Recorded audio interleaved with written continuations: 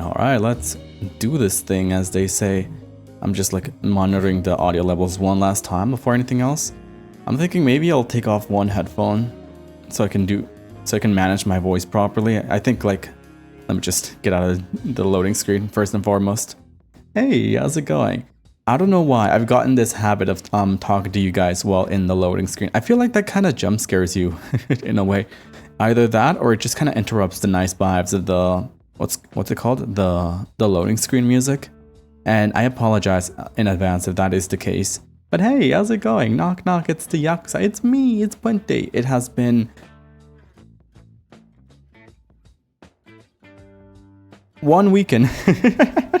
I am so sorry, my brain just turned off. It's a little scary. No, but it has been one weekend since we last saw each other. I hope you guys are doing good. I hope you're doing fantastic even. I had a nice weekend. I spent most of it, or I tried to spend most of it with Nini. We were watching videos, which is fun. We like watching videos. I don't think I've mentioned this just yet, but we were watching like trends where people were like this one pair of YouTubers. They were like trying TikTok trends, like food that got trending on TikTok. Apparently, I've never seen it myself, but such is the way with YouTube, I suppose. And they mentioned like one specifically that was like, you grab Oreos, and instead of dipping them into milk, you know, the old reliable, you dip them into orange juice. And apparently the justification for that was because milk makes Oreos all soggy and they fall into the milk and make all nice disgusting crumbs. And you know what? I see that. That's like a very good reasonable explanation. But apparently orange juice does not do that. It makes it firm and yet soft. And I thought, whoa, that's interesting. And I do have orange juice and I do have Oreos. I had to separate a bag of Oreos, not a bag, like a small package of Oreos, about 6 Oreos high. So I can try that eventually. I'm not sure when though. I was thinking maybe I could do it like a punishment for like a stream in the future. But if that's the case, I could like add a bunch of things besides that. So maybe we'll see what happens. But yeah, today we're playing Z.A.T.O. This game is a visual novel, right? It's called Z.A.T.O. Z.A.T.O. I guess it's an acronym. We don't know what the acronym means just yet, but we'll find out in due time. Maybe it's a new image format. Yes, PNG, JPEG, and Z.A.T.O. The Holy Trinity. I like how I didn't even add WebM as one of the Holy Trinity. Hell no, disgusting. Get that out of here. No, but yeah, I was just kind of browsing through Steam, right? I was just looking at a few video games. Speaking of, in my Discord, in the announcements, I put down like, hey, what do you guys want to see me play? Because I have two options. I have Z.A.T.O, Shadows Die Twice, and Dead Space Remake. I do think I'll get to both of those in due time eventually, but I want to see which one I buy and then immediately play within this month. But yeah, sorry for the little tangent. But yeah, I was looking through Steam, and Steam has this neat little page that's called Trending Free, and it just kind of shows all the free games that are trending right now. And I thought, you know what? Why don't I take a quick little look-see at that? Because you never know when the next I don't know, next Fortnite, or horrible example, next Fortnite or next Doki Doki Literature Club will drop. So I thought there might be something incredibly good among those. And the first option was this one, Z.A.T.O. I love the world and everything in it. And I thought the visual style, like the art style, looked super good. The music seemed really nice as well. It evokes the feeling of a liminal space. If you know what that means, it's basically just like a familiar space that for some reason is completely empty.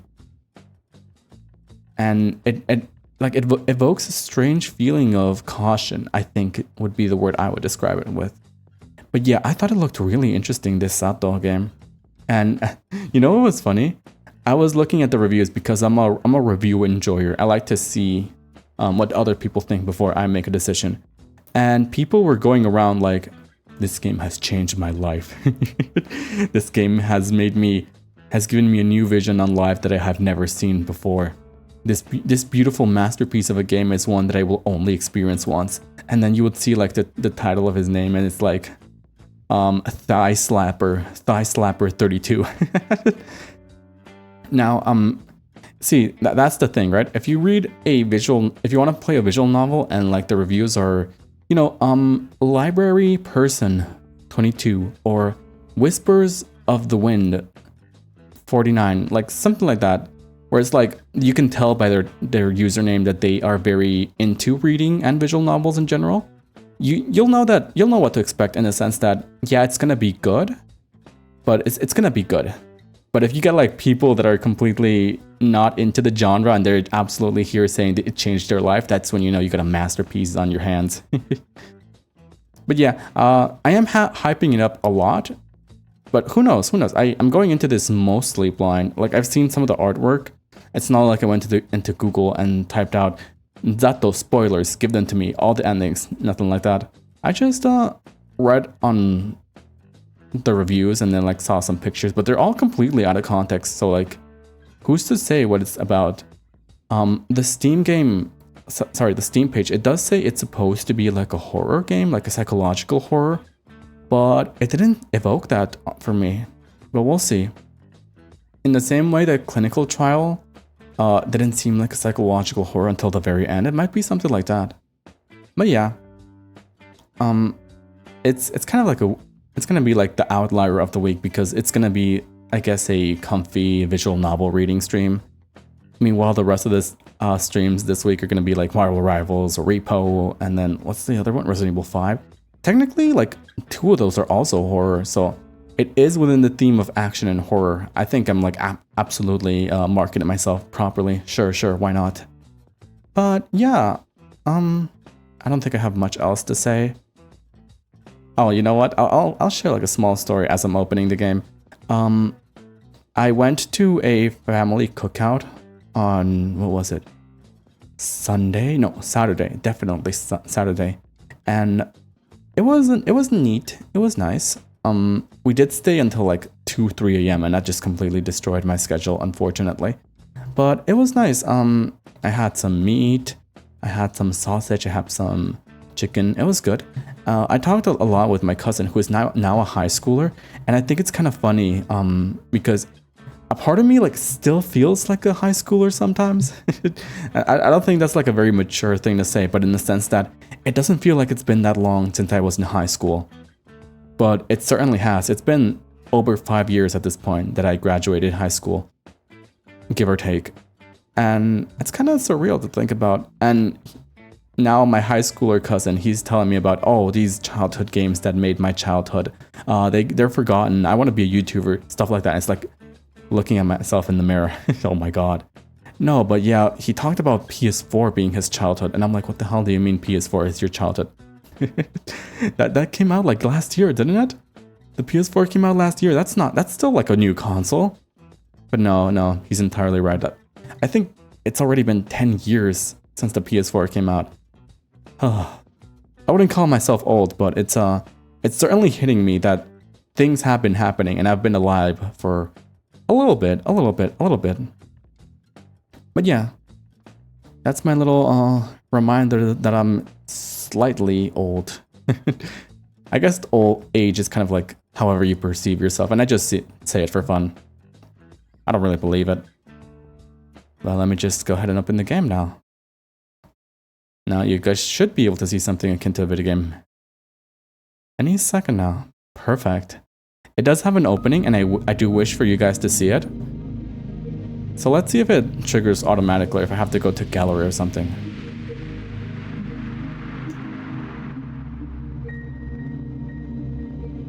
Don't worry, I'm doing something here as well.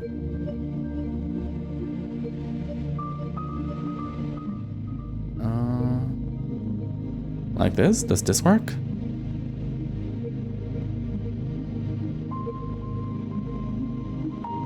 Oh my goodness, I'm bright.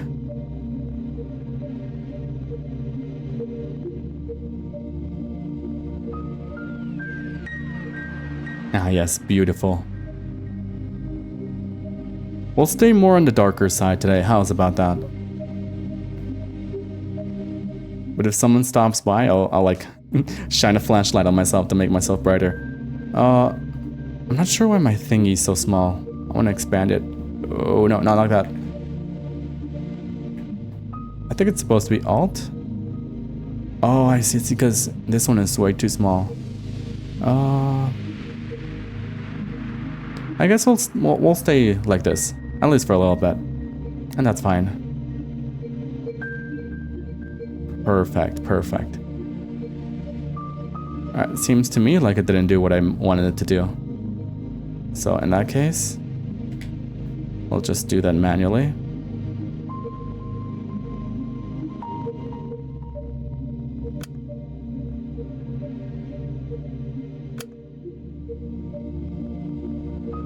Maybe I'll open the game again. Let me try that.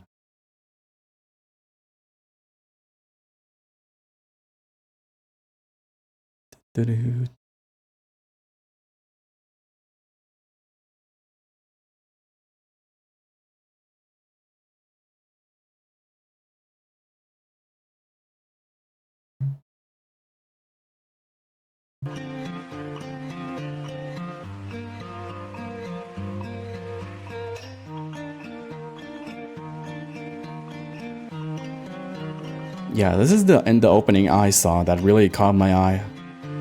Of course, I can't break through.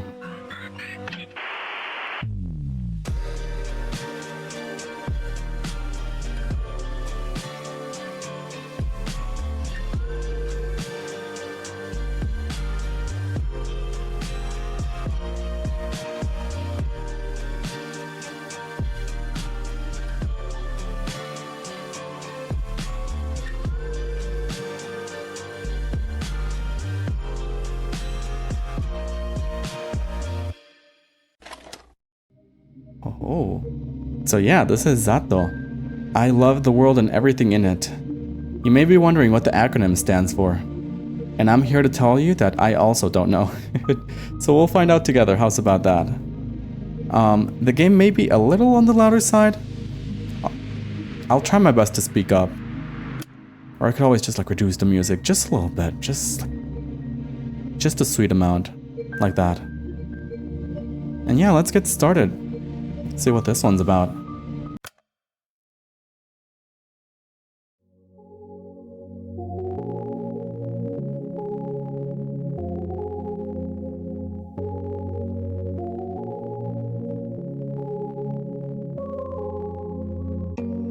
Look at that, the little snowflakes.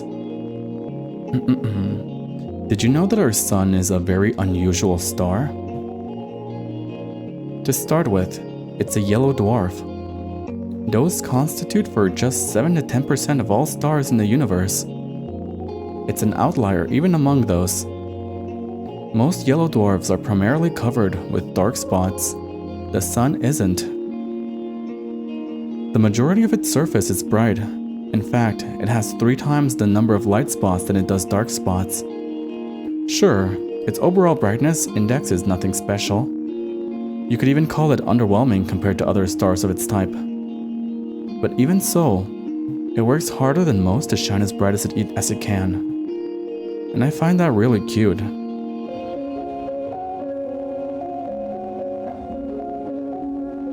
I don't remember where I read about this. Must have been some newspaper from years ago. But that small piece of trivia still pops in my mind whenever I look up at the morning sky. It's not much of a view, to be honest. Not much of a sky, not much of a sun. I guess that's the kind of region it is. Some people say that the sun is just lazing around in our parts, what, with the constant snow?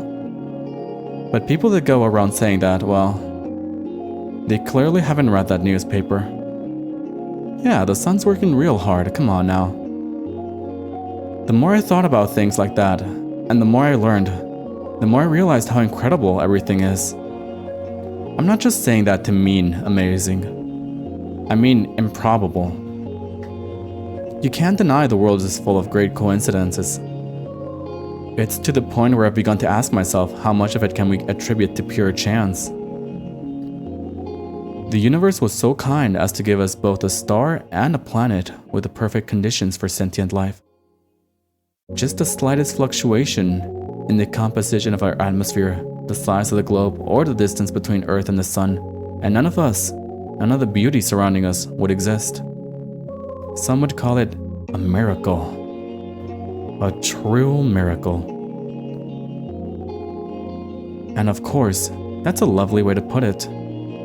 But isn't that giving the world we're living in too little credit?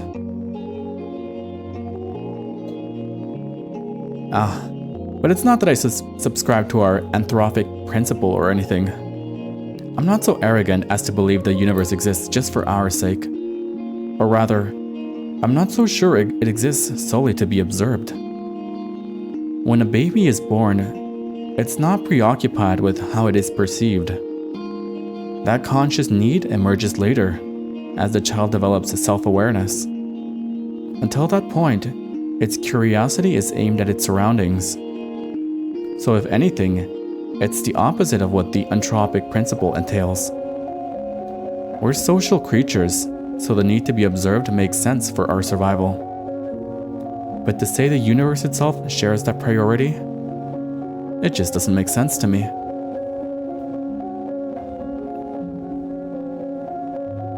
Although, you can also think about it this way. A child is curious about the world because it perceives the world as external. But what if the child is the world? What if all that it could ever observe existed within itself? What can the all-encompassing universe be curious about? There's nothing but itself, so nothing but itself. There's nothing else to care about in the whole wide world. It is the world. Duh. Wait. Now this makes perfect sense. If I put it like that, I guess the universe has no choice but to be self-centered.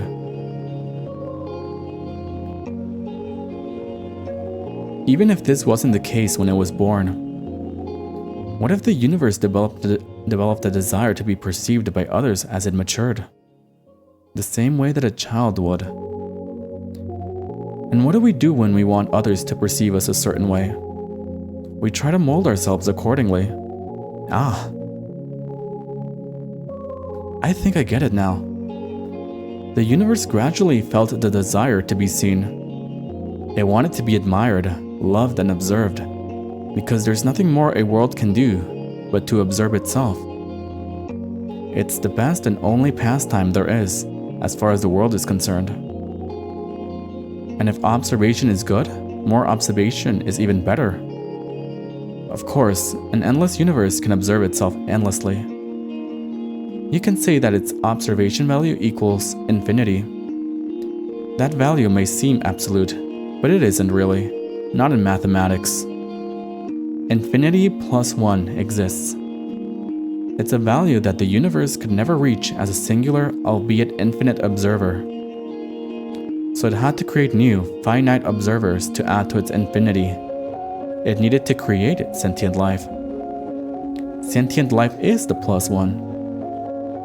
When I put it like that, it sounds like all of us are extras at a party. Aw, shoot. This is very existential thus far, isn't it?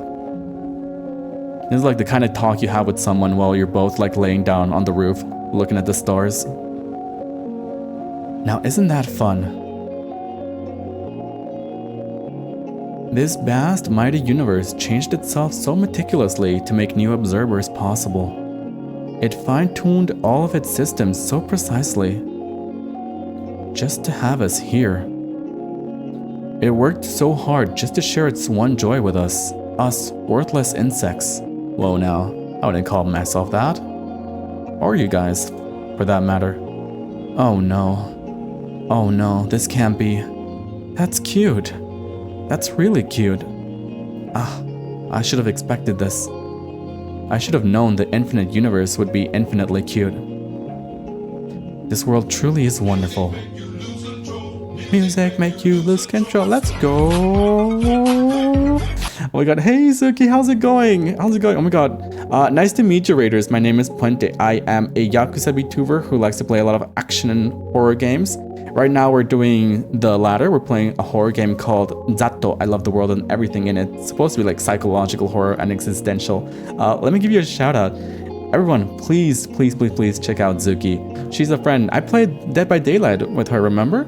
Remember the Huntress that was landing shots? That was her. She was playing Dark Souls 3 and being cracked at it, probably. I have like no reference on Dark Souls gameplay, so I can only assume it was cracked.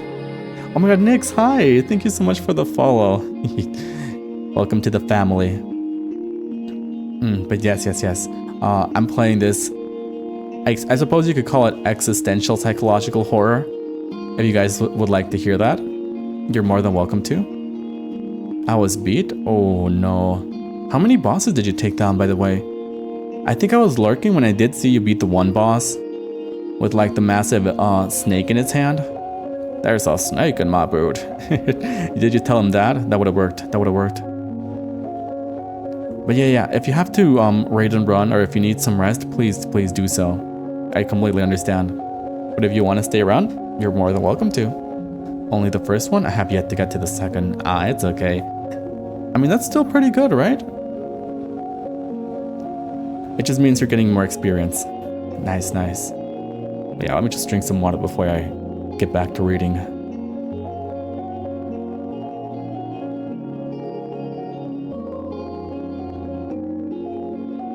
Yes, it was going by faster. Yeah, see what I tell you. When I was playing Where Winds Meet on, what was it, Friday? I was just getting my ass kicked by this one boss, but then like it started making sense to me, and I'm pretty sure the next boss I fight is going to be even easier. I think that's just how it works with those games. Okay, reading time. This world is truly wonderful. Ira Graches. Wait. Okay, I just had to read it in my mind. Ira Grachevskaya is missing. Well, that's not very wonderful, is it? Yeah, after time it starts picking up as you learn. Also, I'm going to hashtag lurk. Wait, what? I don't know why I said hashtag, sorry. I'm a child of the 2010.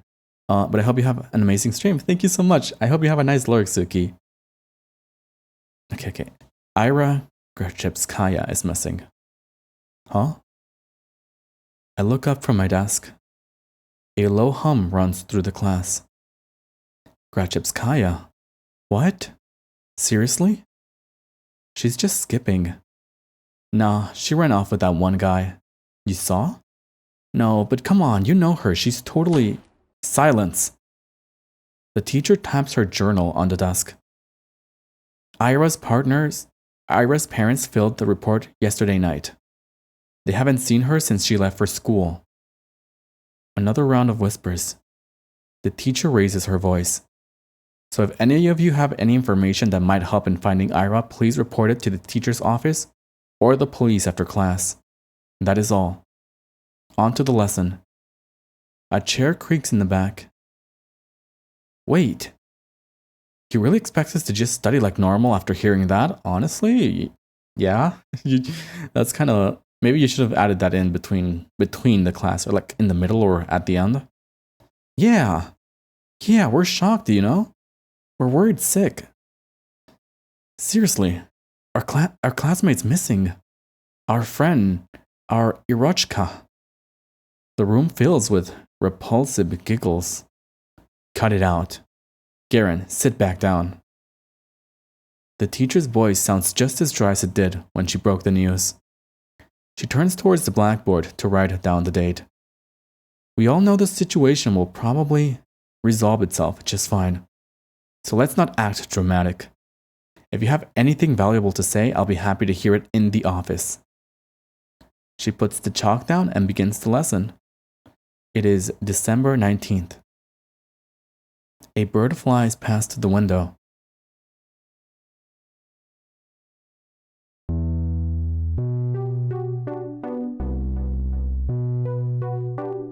Disappearances. Give me a break. Aren't you supposed to wait 3 days or something? That's a myth. You can file a missing report whenever, especially if it's a kid. Oh yeah? Hey, let's report each other as missing and see who they find first. Oh, this guy's kind of a dick. Ha, you're on. Oh my god. They are kids. I guess they're bound to be a little stupid. No, but seriously, what's with the sudden hubbub? So she didn't come home. Big deal. I thought wandering off was her whole thing. Right? That's just Grachevskaya for ya. Bet her parents just want some attention. Like they need any more of that. I mean, I've heard of some weird cases. Yeah, never say never. Crazy is generic. You think she's in some crack house now? No way. Do we even have any? Yeah, I wish. At least there'd be something fun to do. Honestly. Hey. But she's like, for sure with the guy, right? The guy? You don't know? Bunch of people have seen them together. He's like 30 or something. Ew. Oh my god, what are you doing, Ira? Don't do that. You serious? Yeah, it's so trashy. I slowly walk behind my classmates as we head to the next lesson. It's irritating. Their conversation is ticking me off. I'm not sure why. It's not as if they aren't making sense. It's not unusual for Ira to wander off somewhere on her own. I'm not treating this news with any real gravity. Really, I'm no better than them. There is a trace of worry in my head, but it isn't directed towards Ira. Instead, when I first heard about her disappearance, the thought that flashed into my mind was rather ugly. Now nobody will come to save me. Oh. Wait, are you being bullied? Gross. But regardless of what people are saying, and regardless of what I personally think, that is still a missing person. Her poor parents must be so worried. Just picturing it makes me feel glum. I'm not surprised Ira would just run off somewhere without telling anybody, but still.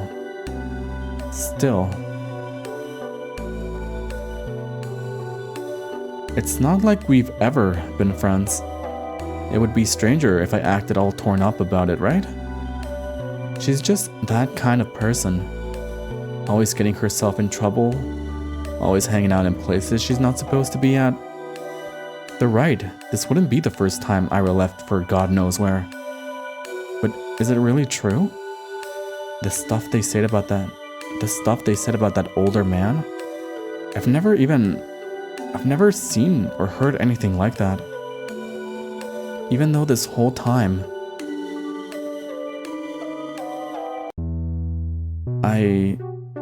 I suppose it's plausible, knowing how some girls are.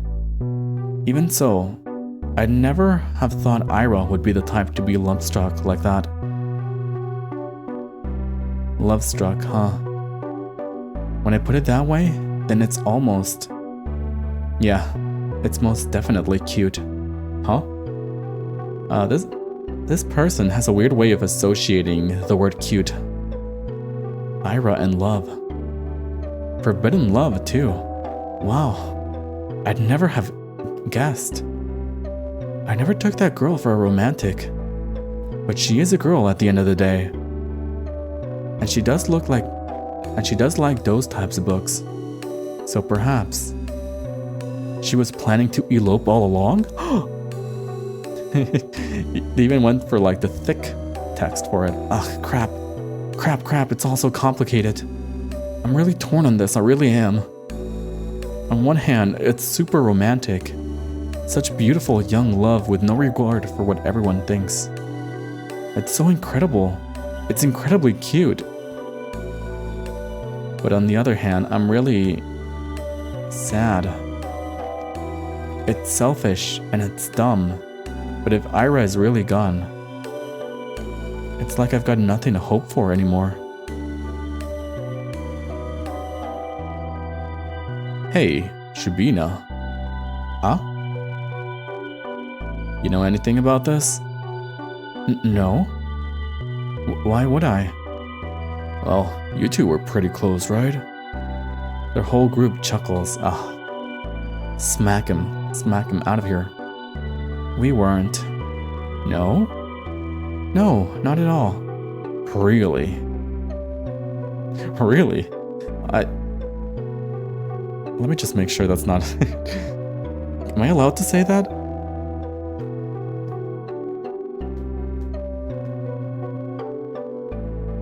Alright, for the context of this game, I'm gonna say it, okay? Just for impact, I suppose. Really? I thought you two were dykes. What? They all erupt in laughter. We weren't. We didn't even talk. Batum, you dumbass. Grachevskaya screwing the old guy. She ain't like that.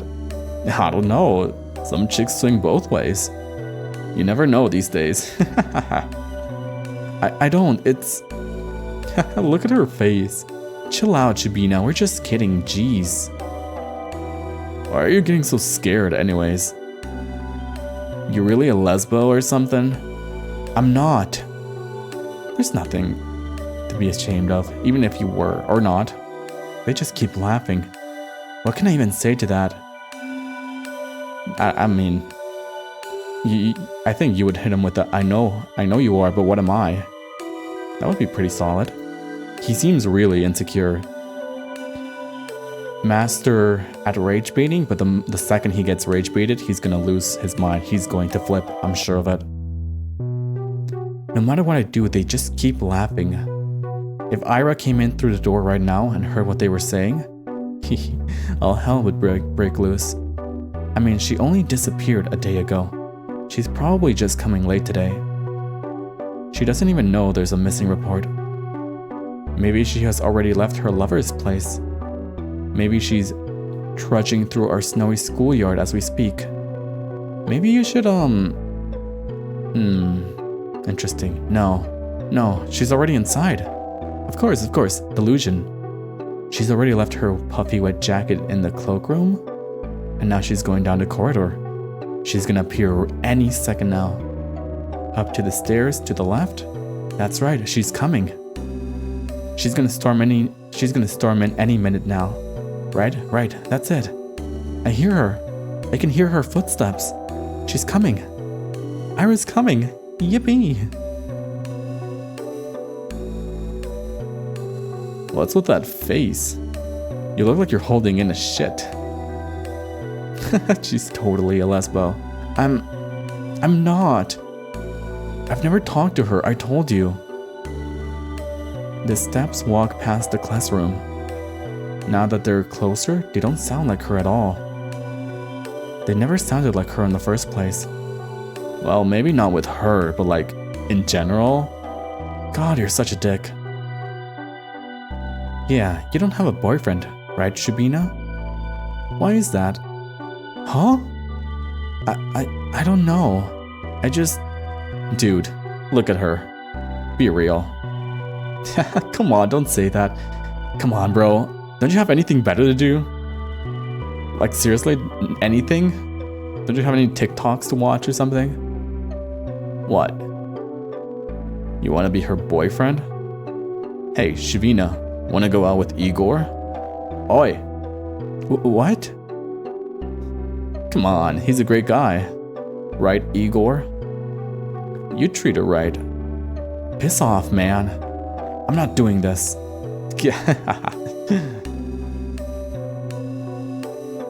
I bite my tongue. Ouch! Shit hurty. Tisk. There I go again. Bad habit. It's not like it works anyways.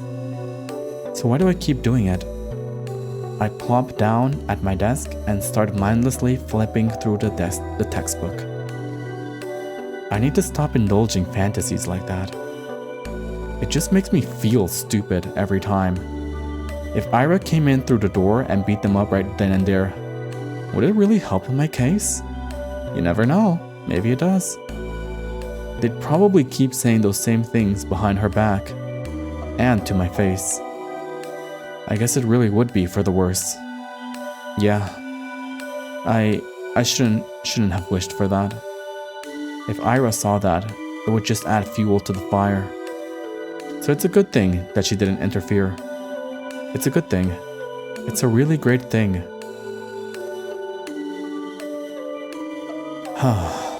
At least these guys don't bother me for the rest of the day. Everyone's too preoccupied with gossip. These gossipy bitches. I can't focus on studying either. I keep thinking The last time I saw Ira, the teacher says her parents saw her leaving in the morning, but she didn't show up to class. That part's nothing new. Ira has always had a bad attendance record, so I assume she skipped as usual and went to see that man they talked about. Did she go to him right away? Because in that case, yesterday evening, go home, Asya.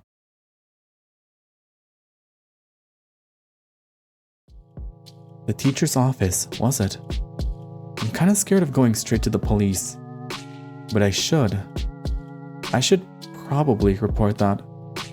Not sure if it will be of any help. And for some reason, the idea of telling anyone what I saw, something about it just doesn't sit right with me.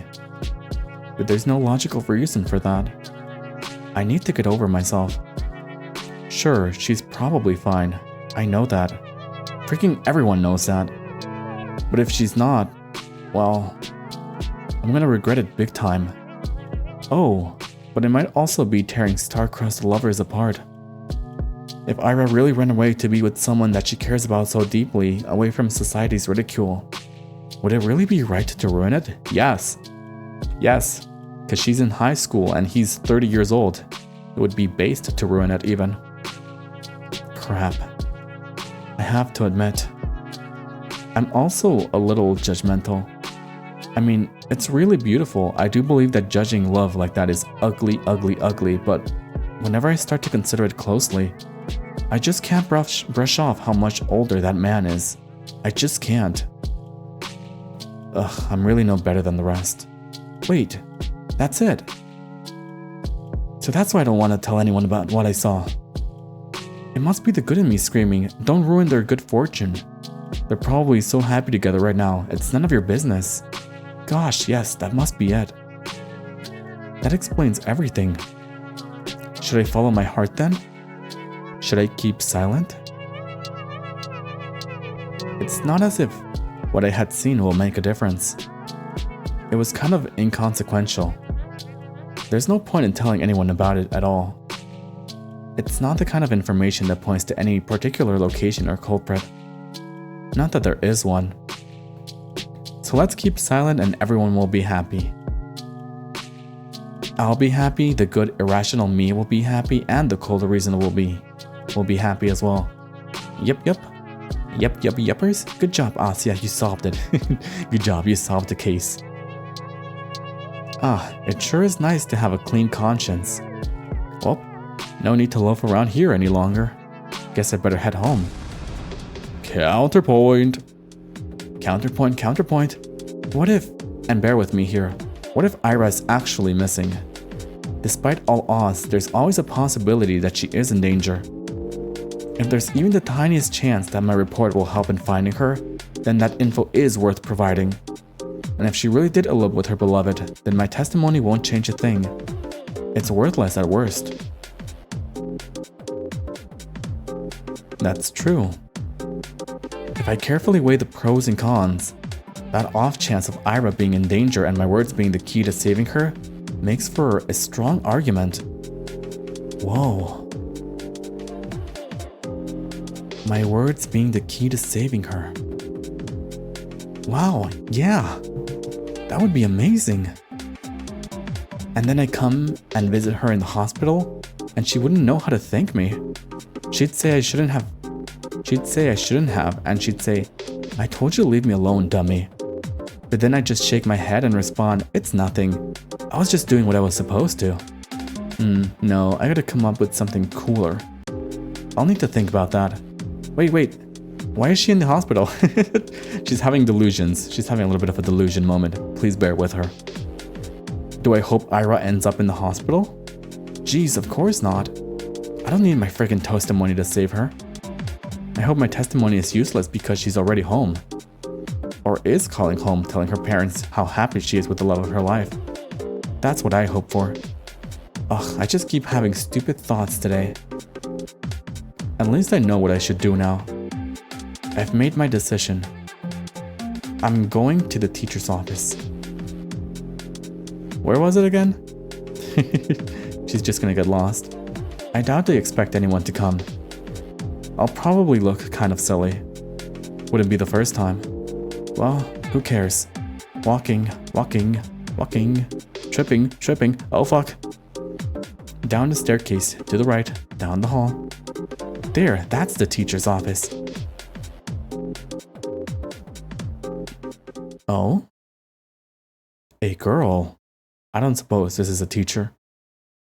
There's a girl standing there, right by the door. I think I've seen her before. Is she an upperclassman? Our town is really tiny, and so is our school. If I were a better person, I would know her name. Hmm? She turns to look at me.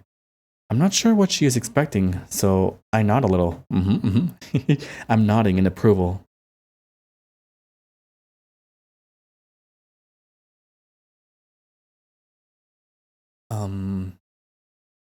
Is there a queue? A queue? To the office. Oh no.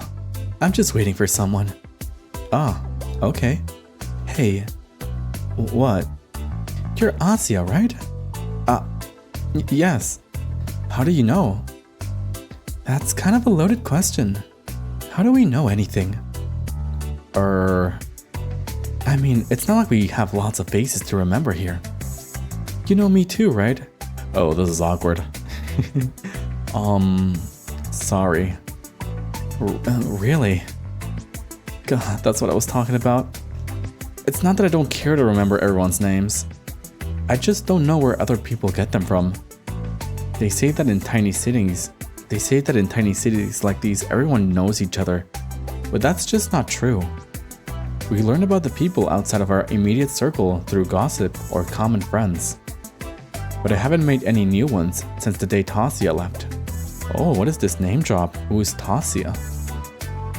And gossip. Sure, sometimes I overhear my classmates chatting about this and that. But I don't like listening to them. I don't like their voices, so I try not to pay them too much attention. I guess that's fair. Wait, when I put it like that, it kinda does sound like my fault. My point is, when people regurgitate the idea of everyone knows everyone, the word everyone doesn't include me. The name's Marina. Oh, nice to meet you. Nice to meet ya too. You got something to share about Grachevskaya? How do you know? What do you mean, how? We had an announcement, same as you. They told us to report to the teachers and all. I see. I mean, when you put it like that, I'm kind of fucking stupid. For some reason, I thought they only broke the news to us, Iris classmates. But it makes sense they'd at least give the upperclassmen a heads up, just in case they happen to know her. Which means... You also know something about Ira? Yep. Ah, that's great. So you talked to the teachers already? Sure did. Wow. And what did you tell them? Tisk, tisk, tisk. That's between me and the investigation. You can't just spout info like that out in the open, Asia. The wall's got ears. Makima's listening. Makima's right behind you. Oh. Actually, you guys can't see her portrait, but there could be an argument to be made that she's like a little Makima. Look at those eyes. And the hair. It certainly fits. If the boot fits, as they say. Oh, I understand. Sorry. Okay, well, you don't have to apologize. Crap. I'm making an awful first impression. Not only did I not know her name like I was supposed to, but now I look like I don't know the first thing about vigilance. Who am I kidding? I really don't. I'll just go in then. Marina suddenly blocks my path. Haha, no you won't, you gossipy bitch. I'm sorry? You're not telling them anything. She gestures with her finger to the tact of each syllable. Anything, like that, I think. Why? Because a bad feeling stirs up in my chest. Please don't tell me it's gonna be the same thing as my classmates. Is this because I acted rude? I didn't mean to. Well, I never mean to. I just can't help it, can I? We just met and I've already managed to mess everything up. Damn it, damn it, damn it. I desperately search her face for signs of mockery, but weirdly, I can't find any. I've been waiting for you. Huh? Hehehehe.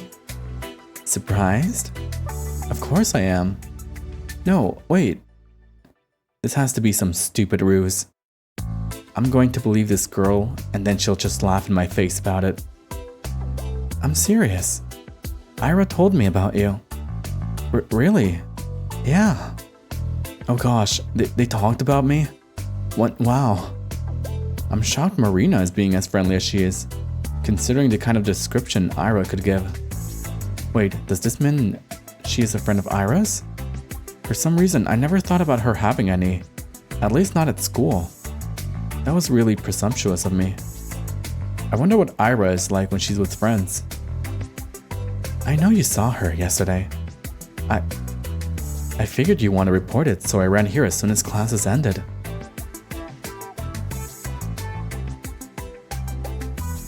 I guess it'd be easy to catch you between lessons, but haha, I got so caught up in all those stupid rumors. It kinda slipped my mind. She knows? But hey, what matters is that it all worked out. So why are you stopping me? Aha. Well. Marina looks around the empty corridors before lowering her voice. If you tell them about yesterday, you'll make everything worse. Huh? Let's not talk about this in front of the office, okay? Come on, let's go. She takes a step back and beckons me with her hand. I'm not sure what she has in mind, but it doesn't seem like a prank. What do you mean by that? I mean, we still don't know the testimony she was gonna give. So I guess we're gonna have to wait and see. Wait. I know Ira's probably fine, but isn't it better to play safe? I like her expression, look at that. A little, what's going on? The faster we share all we know with everyone, the... Quiet, you! I just said that we shouldn't talk about this stuff where the adults can hear. Wah! Wah! Marina grabs my hand and starts dragging me down the corridor. She's not exactly being quiet either. So much for subtlety. All of my stumbled protests sound so weak they might as well be white noise to the other girl. Yes, I spent half the day doubting whether I should report at all. So what? I carefully examined my options and came down to my own conclusion. I deserve to see it though. I deserve to testify. But some part of me is relieved that the ultimate choice was made for me. I mean, that silly gut feeling I thought I overcame with reason has to come out on top. So there was something to it in the end. So I was right, my heart was right. Sure, I can't actually know that since I'm yet to hear what Marina has to say, but this can't be pure chance, can it? And if it's not, what does it actually hinge on? Did Marina show up because the world needed to stop me for the sake of something more important? Or did Marina show up because I subconsciously wished for something, for anything to stop me? Whatever it was, I guess I don't mind this after all. I think it's kinda cute how much of an overthinker Asya is. I think I'll stick to the grander narrative angle for the time being. The world bending itself to the will of some worthless gnat is a preposterous idea. But it wouldn't be the first time for me, was it? And the fact that the world, for any reason, has decided to guide me towards the right path. That's so endlessly sweet. Down the stairs, to the lobby, to the coat room. I don't resist anymore. Marina drags me along and I can feel my doubt turning to excitement. This is definitely the right path. The girl knows about Ira. I want to know more about Ira too. The whole wide world wants me to know. Alright, spill the beans. What's going on here?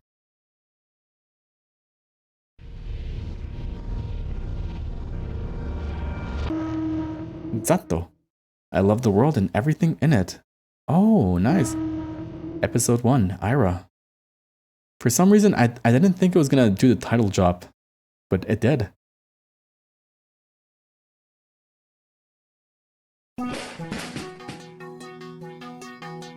What the hell is your problem? Everyone is looking from Ira to Garen to the chair that just crashed on the floor next to the boy, barely missing him. Huh? Rajepskaya, the fuck? Is she insane? Somebody call the teacher. Oh, this is Ira, I see. I like her design. She's got like a mean mug to her, and I respect that. Not paying any mind to the commotion that has filled the classroom, Ira storms towards Garen. Her face is contorted with rage. Before he can react, she rips the notepad from his hand and slams it on my desk. I hastily grab into it. Read that again and I'll kick your teeth in. Huh? Are you nuts? Ira doesn't respond. For a second, she just glares at him, then turns around and stomps back to her desk. The classmates who were caught up in a laughing fit just a moment ago are now watching her in silent bewilderment. Honestly, that's what you get. That's what you get. All that tough talk while you're in a group, and then the moment somebody stands up to you, you're making this face. That's what you got. They scoot out of her way as she retrieves her bag, then heads towards the door. Crazy bitch. She ignores him. Ah, Rajepskaya, where are you going? Bump. Hey! Ira forcefully pushes past the teacher. Goddamn.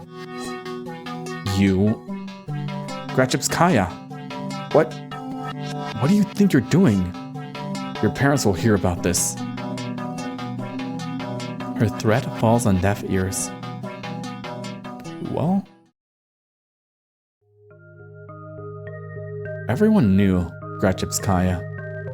She's always been like that, I think. No, not throwing chairs around. She's not the resident chair thrower. Ira had no regard for the rules that everyone's supposed to follow. I guess they call someone like that, like her, a problem child. Her parents got a lot of flack for it. It's only normal in a town like ours.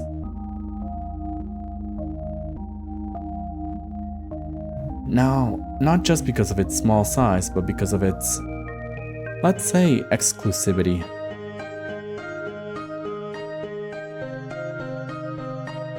Vorkuta 5 prides itself on its virtually non-existent crime rate. That's the natural consequence of nobody being allowed to enter or exit without a permit. You're lucky to be here, to have a salary higher than the national average, to have access to goods people in the neighboring towns can't even dream of. Few get afforded such a privilege. Last time I checked, our population hasn't even hit 6,000. So when someone like Ira appears on this tiny society's radar, she's not just seen as a delinquent. She's a puzzling stain on a community that's meant to be spotless. Like a weed that sprouted in his painstakingly maintained flower garden. Of course, it's not as if she had appeared out of thin air. It's all in the family, they say. The blame falls on the people responsible, that is, on Ira's parents. And questions began to arise. Why is Grachevsky's daughter behaving like this? Is there trouble at home? Do they believe this is acceptable? Do they not teach her discipline? Do they not understand how fortunate they are? They've been granted so much, yet they can't do the bare minimum in raising their own child. Do they really want to be here? Do we want them to be here?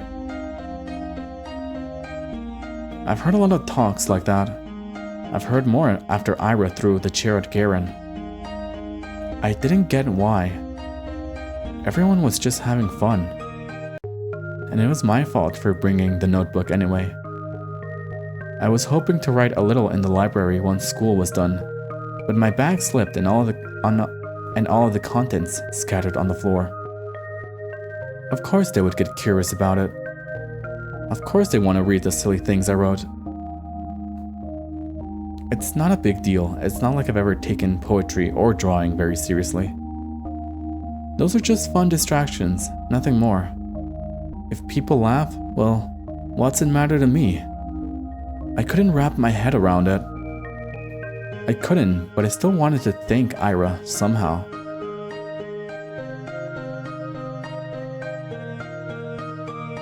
She rarely shows up to school, and even when she does, she can just leave at random. I couldn't get a hold of her for a long time because of that. Well, that, and also I was really scared.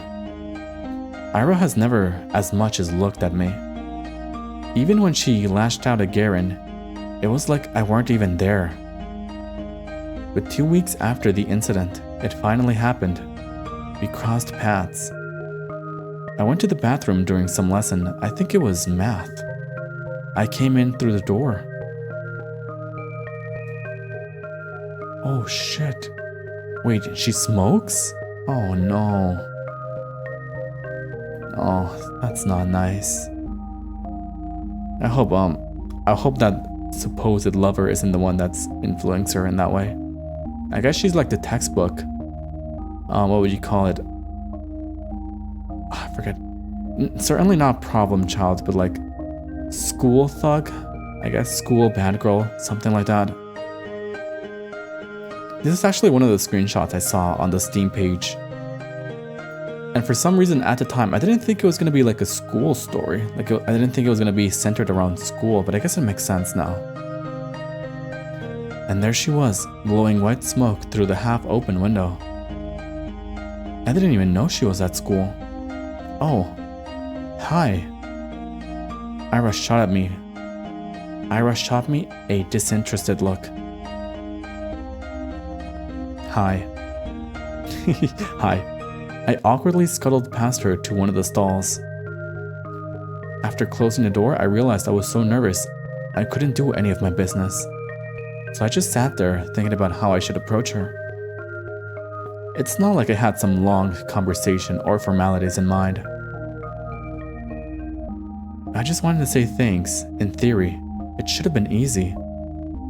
But wouldn't that make me look like a weirdo too?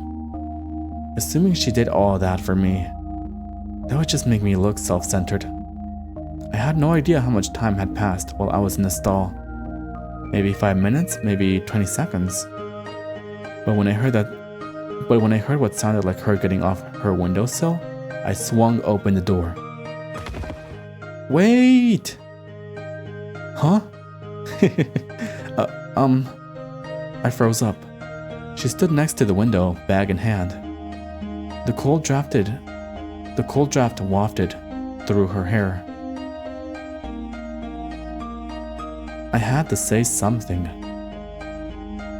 I got this rare chance. The world gave me this rare chance to tell her what I wanted. So what am I supposed to say? Thank you? After I just tumbled out of a toilet stall? What? She raised an eyebrow. I just stood there with my mouth helplessly open, as if I'd just gone mute, as if every word in the Russian dictionary got wiped from my brain. Whatever. No, wait! Please! I took a step forward. I took a step towards her, and she jolted like I were a leper. I didn't know what I should say or ask, I just knew I had to say something. Even if it was the first thing that popped to mind. What? What the hell do you want? Isn't it cold? Huh? The windowsill. When you sat smoking there, right by the window. I thought, weren't you cold like that? She blinks. Not really. Maybe a little. Thought so. Anything else? No. I mean, yes, I'm sorry. that you got in trouble. Huh? Well, I heard you got into a lot of trouble after that. You know, when Garen read my stupid poetry. I'm sorry for that. She eyed me for several seconds, which to me felt like an eternity. She then sighed and slowly flipped her hair back. And why are you apologizing? That had nothing to do with you. Wait, did I skip something by mistake?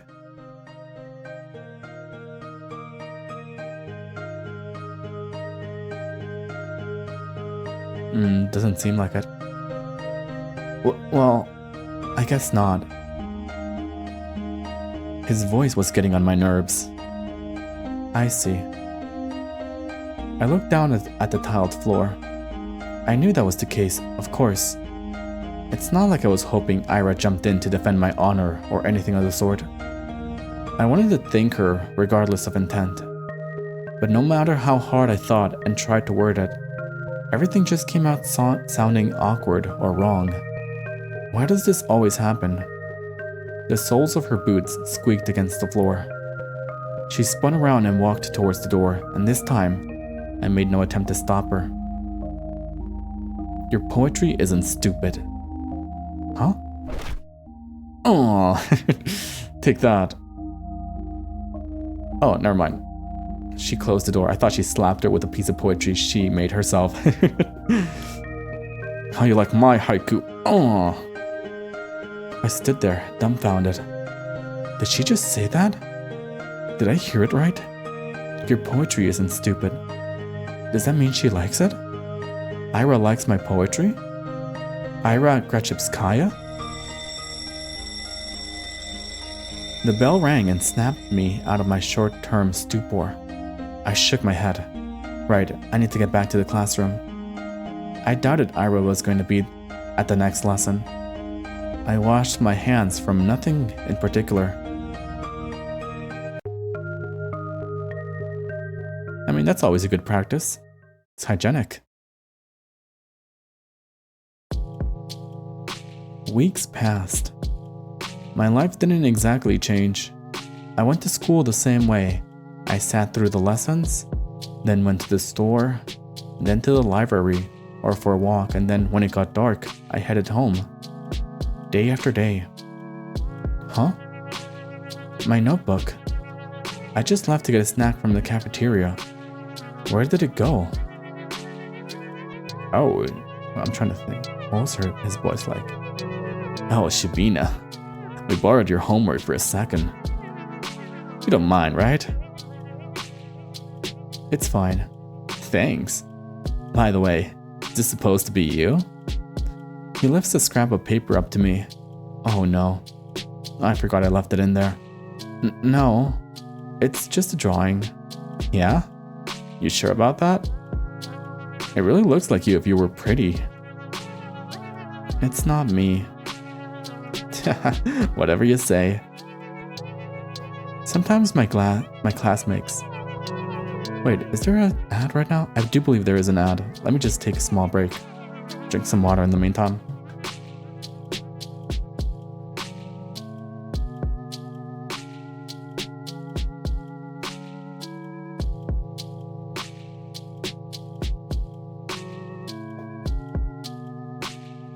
Good water. You know, it was good that I streamed when I did. And it was also like some pretty fantastic timing because, what's the word? Right before it, we got the Amazon package my dad was expecting. It was actually supposed to arrive, what day? It was supposed to arrive tomorrow, but somehow it arrived today. And that's great. Fantastic even. So with that out of the way, I don't really have to interrupt myself and we can just like play this for as long as I can. Oh no, the ad break just started. That's so weird. It's okay, it's just 30 seconds. I want to do like a quick save though, or maybe just like a regular save. Perfect. Might as well stretch in the meanwhile.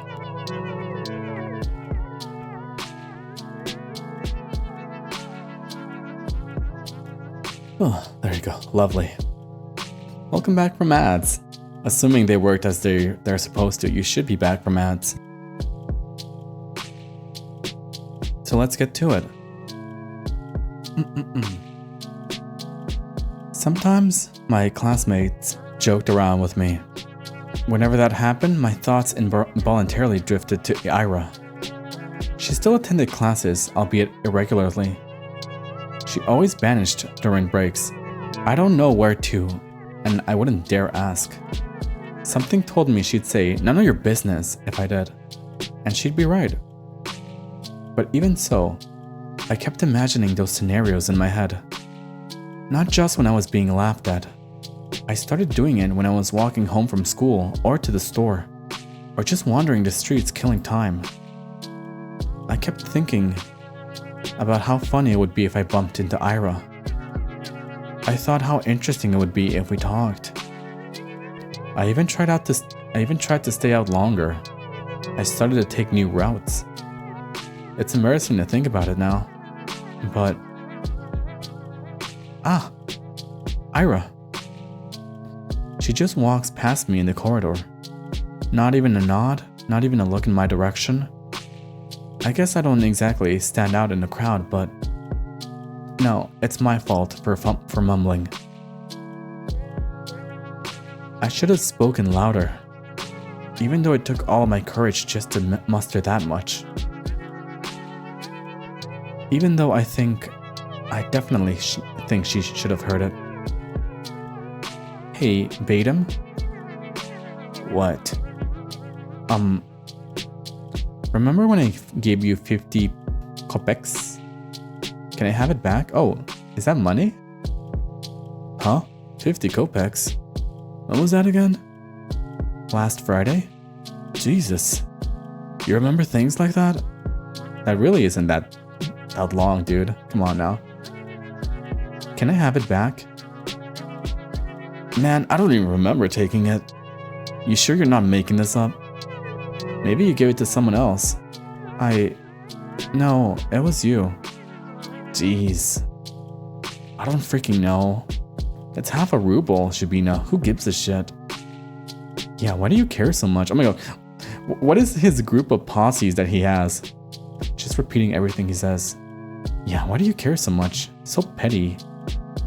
You probably just lost it or something. My eyes keep snapping to the doorway. It's empty, of course. What am I waiting for? Even if she showed up, what would she do? Muck him in front of everyone? That would be really funny. Hey, stop thinking that. Maybe he really did forget. Who knows? I really shouldn't be upset. It's not that much. I'm actually curious. Let's see. Let me look at the log. I want to see what the name is called. Kopecks. Alright. How much is kopecks in dollars? For all my Americans. 50 kopecks in dollars. I'm assuming that's the Russian currency, by the way. Okay, rubles. I see. Okay, then one.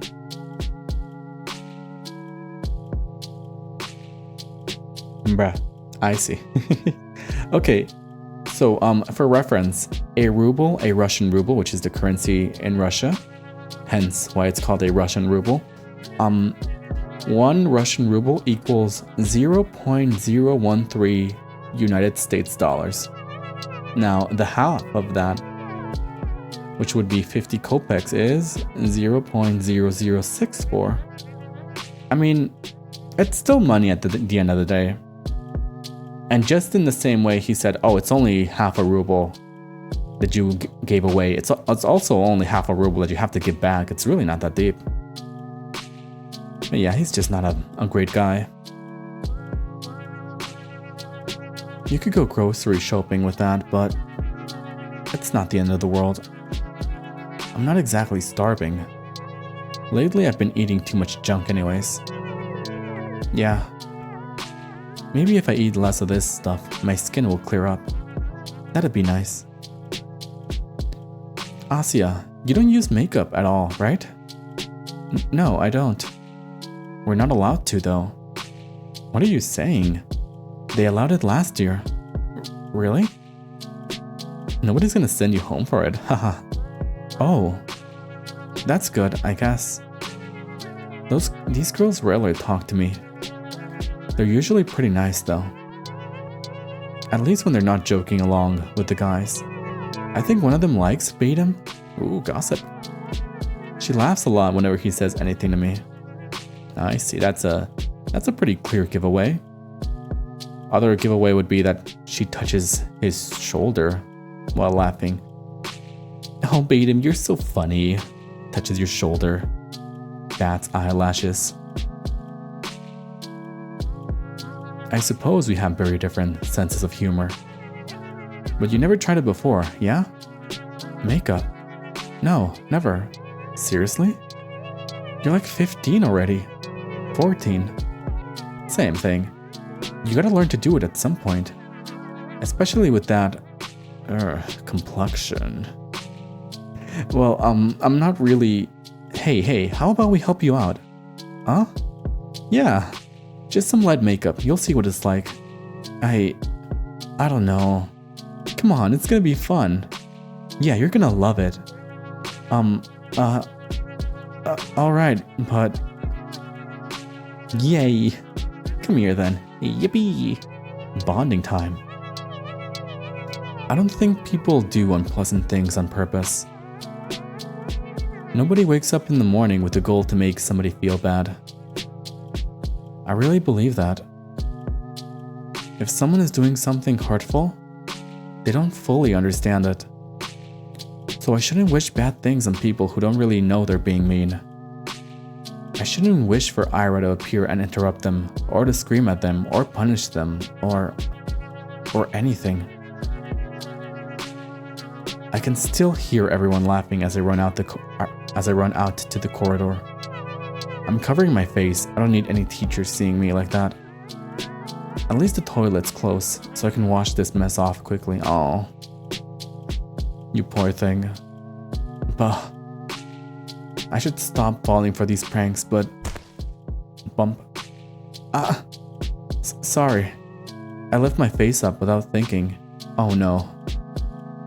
Ugh. The hell?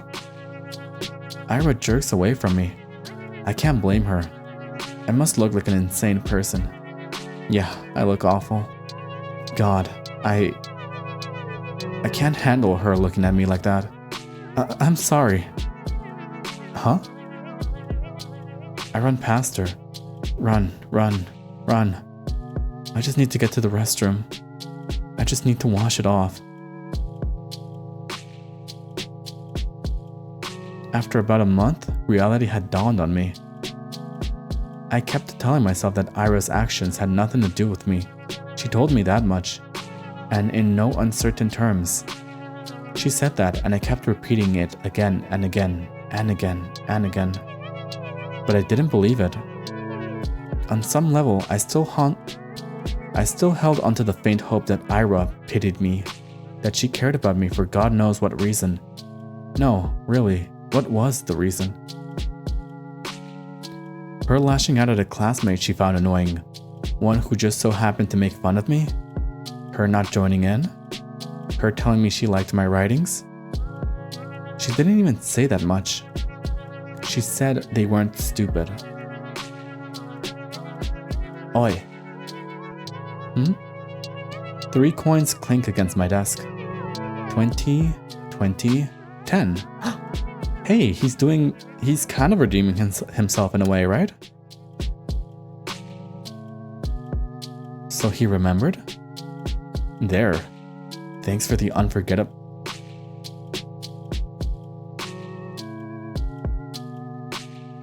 I am really disappointed.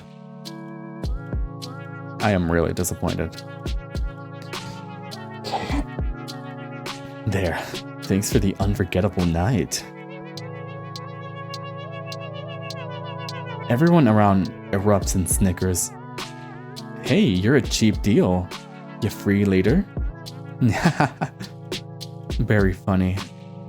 Oh, please, Shubina, get a sense of humor. Your face is dragging down the class morale. Yeah, that's right. You're doing us all a disservice. Think of your classmates for once. Shubina, is that like a nickname they gave her? I let myself believe something would change. I thought about it as if I deserved it. As if I didn't have it good enough before. As if my life had any real problems. I was just being greedy, plain and simple. Getting my hopes up over some silly coincidences. It's all so stupid. I can't help but laugh. But that's okay. I know better now. I was being ridiculous. It's shameful to admit to, but better late than never, right? I got a little too caught up in my own little world. And hey, even if they didn't amount to anything, I can still appreciate these little encounters with Ira for what they were. Brief but wonderful moments. I could reminisce fondly about the one time I lucked out and saw Garen all scared and confused. Or that one time somebody gave my work a compliment. Backhanded as it was. I could do that, because everyone does that. Everyone has those little things that they look back on with a smile. It's beautiful in its own way, is it not? Our whole lives are a series of episodes, both good and bad. It doesn't matter if they grew into a bigger story, because each moment has a lot of merit on its own. It's something I should learn to be content with. It's something I've been perfectly content with until now. Until I decided that what I had wasn't enough. Speaking objectively, what is there to complain about? No, seriously. I live in the prettiest part of our vast country. I have a comfortable roof over my head and even my own room. I have 2 living parents.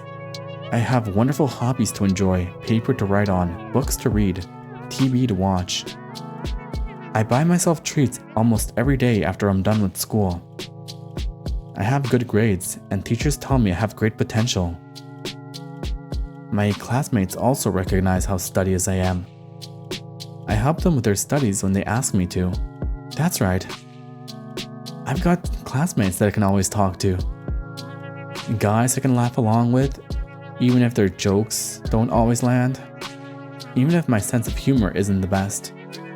All of this, I have all of this. Right here, right now. Everything that a girl my age could ever ask for.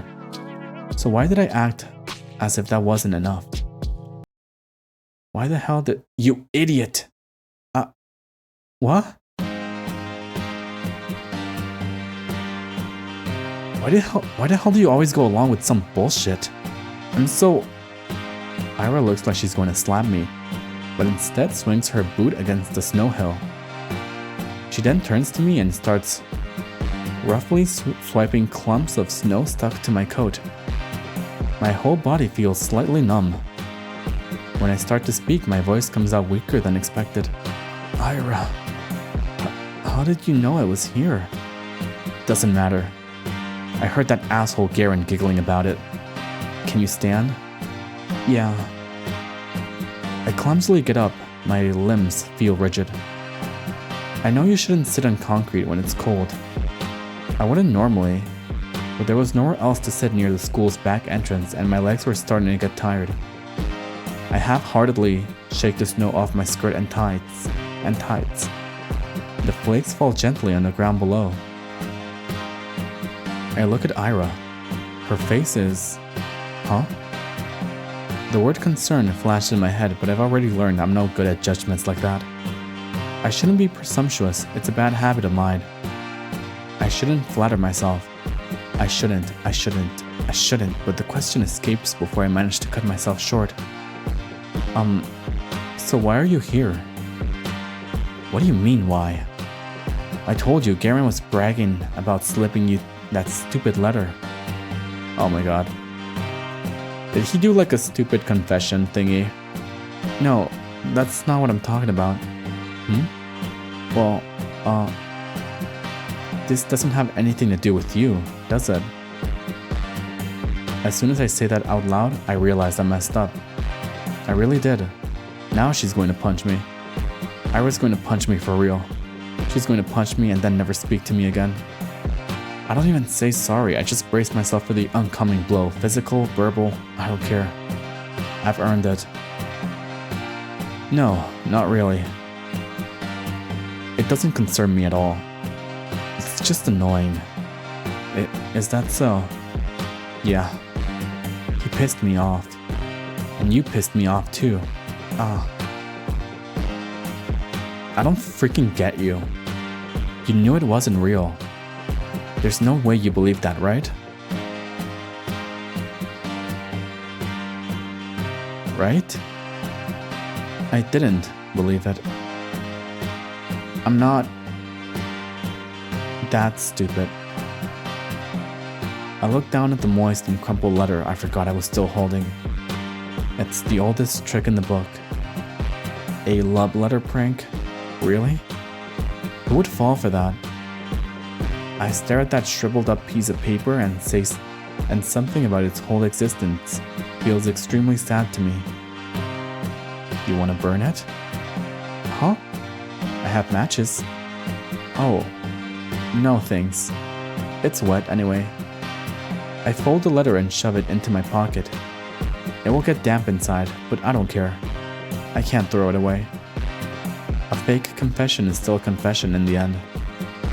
Those words didn't choose to be written insincerely.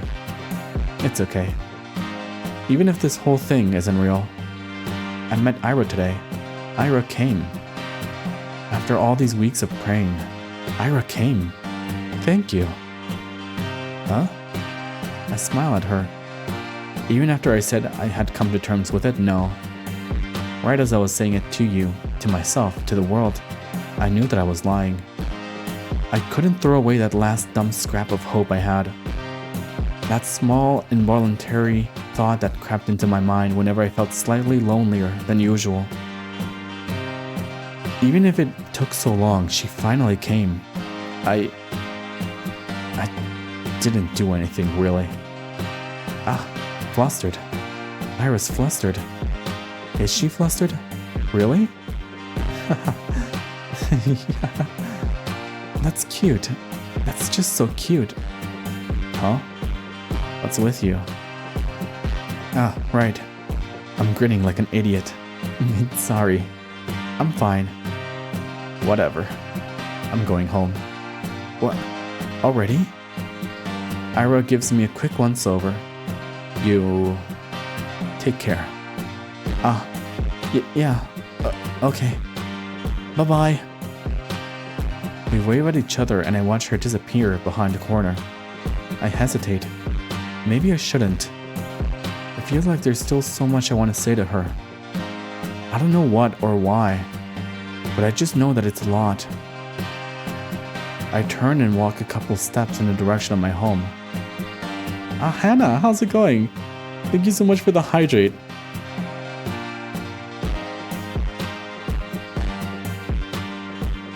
Thank you so much. And thank you so much for the lurk. I appreciate it. There you go. That hit the spot, really. Okay, let me just rest my throat for a few seconds before getting back to it.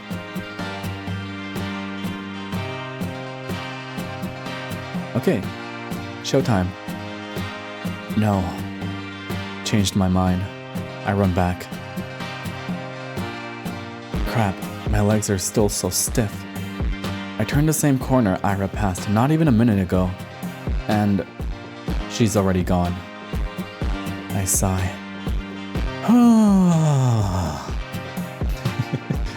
The snow here isn't deep enough to leave clear footprints.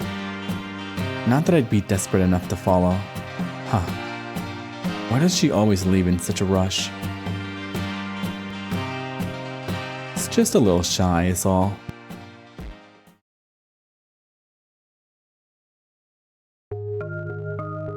It's okay. My life didn't exactly change. I went to school the same way. I sat through the lessons, then went to the store, then to the library for a walk, and then When it got dark, I headed home. Day after day. Sometimes my classmates joked around with me. Whenever that happens, my thoughts involuntarily drifted to Ira. She still attended classes, albeit irregularly. She always vanished during breaks. I don't know where to, and I wouldn't dare ask. Something told me she'd say, "None of your business," if I did. And she'd be right. But even so, I kept imagining those scenarios in my head. Not just when I was being laughed at.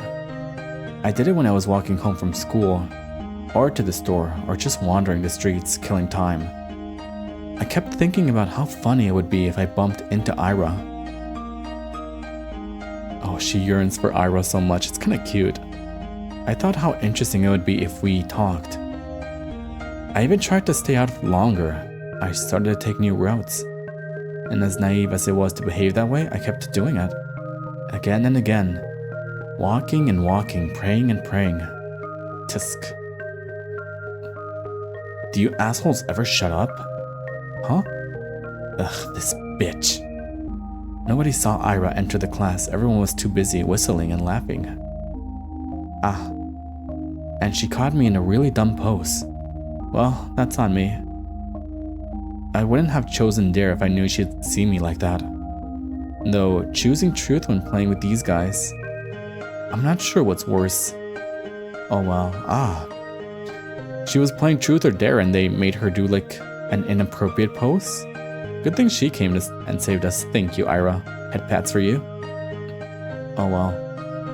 I'm saying all this, but I got what was coming to me. I chose to embarrass myself. And as I did so, I kept begging, wishing as hard as I could for Ira to appear. And so she did. And now, despite the overwhelming shame, I feel so happy that I might explode.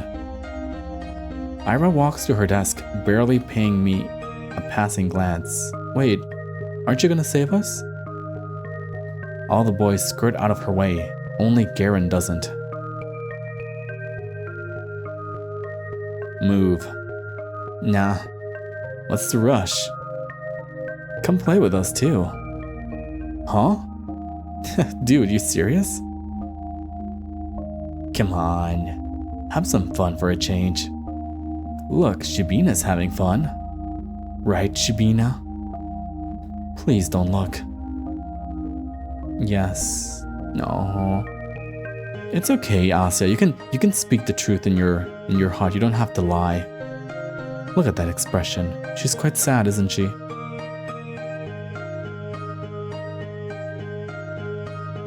I'm thinking, what would be like the optimal pose? Do you guys prefer to have me on this side? Look at me. I'm on the left side now. See? Ira doesn't flinch. Out of my way. Or what? You're gonna throw a chair at me? Well, no. This time it's gonna be a desk. To everyone's surprise, Ira calmly puts her bag on the nearest desk. She starts digging through it without saying a word. Garen lets out an awkward chuckle. Awkward chuckle? You got it. What? Got a grenade in there or something? She looks at him. What a swish! Whoa! Garen jumps back, bumping into another student. What the fuck? Everyone shifts away. Look at this fake, nonchalant man. Fakest nonchalant man I've ever seen. Everyone shifts away. What was that? Huh? What the hell? You. Something silvery shines in Ira's hand. It's a bow compass. Is that... Are you serious? She doesn't say anything. The room fills with low murmurs that quickly turn into jeers. I mean, that still scared the crap out of him. Sounds to me like it worked. Psycho, nutcase, crazy bitch. Ira lowers the compass and makes her way to her desk, looking unbothered. Ah. It's just like the last time. Ira saves me without acknowledging my existence. Maybe some onlookers, no, most people will think she didn't plan on helping me at all. And that's what I'm inclined to think of as well. And yet, my unreasonable heart is still elated, and I'm getting some really silly thoughts. The 2 times when Ira lashed out at Garen were the last 2 times she saw him laughing at my expense. Were the 2 times that she saw him laughing at my expense. That can't be a coincidence, right? Of course it can. It was only 2 times. 2 times and weeks apart. You'd be an idiot to think otherwise. Yes, I guess you're right. It's the only logical train of thought. I should agree. I would agree. If only I didn't do anything, really. If only Ira didn't show up that day. It's been 2 weeks since then, and I haven't stopped replaying that moment in my mind. Over and over and over and over and over. I didn't get sad about Ira ignoring me at school or anywhere anymore. Because in that moment, I got all the justification I could ask for. It was everything that I could have hoped for. But I'm still a very greedy person. It's still not good enough.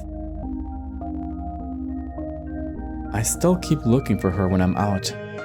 It's almost ridiculous how hard it can be to catch a person in a town this small. So at some point, I started to wonder. I saw my classmates regularly just out and about, strolling along the main street, at the courtyards, at the community center, at the store, at the cafe. They weren't hard to run into.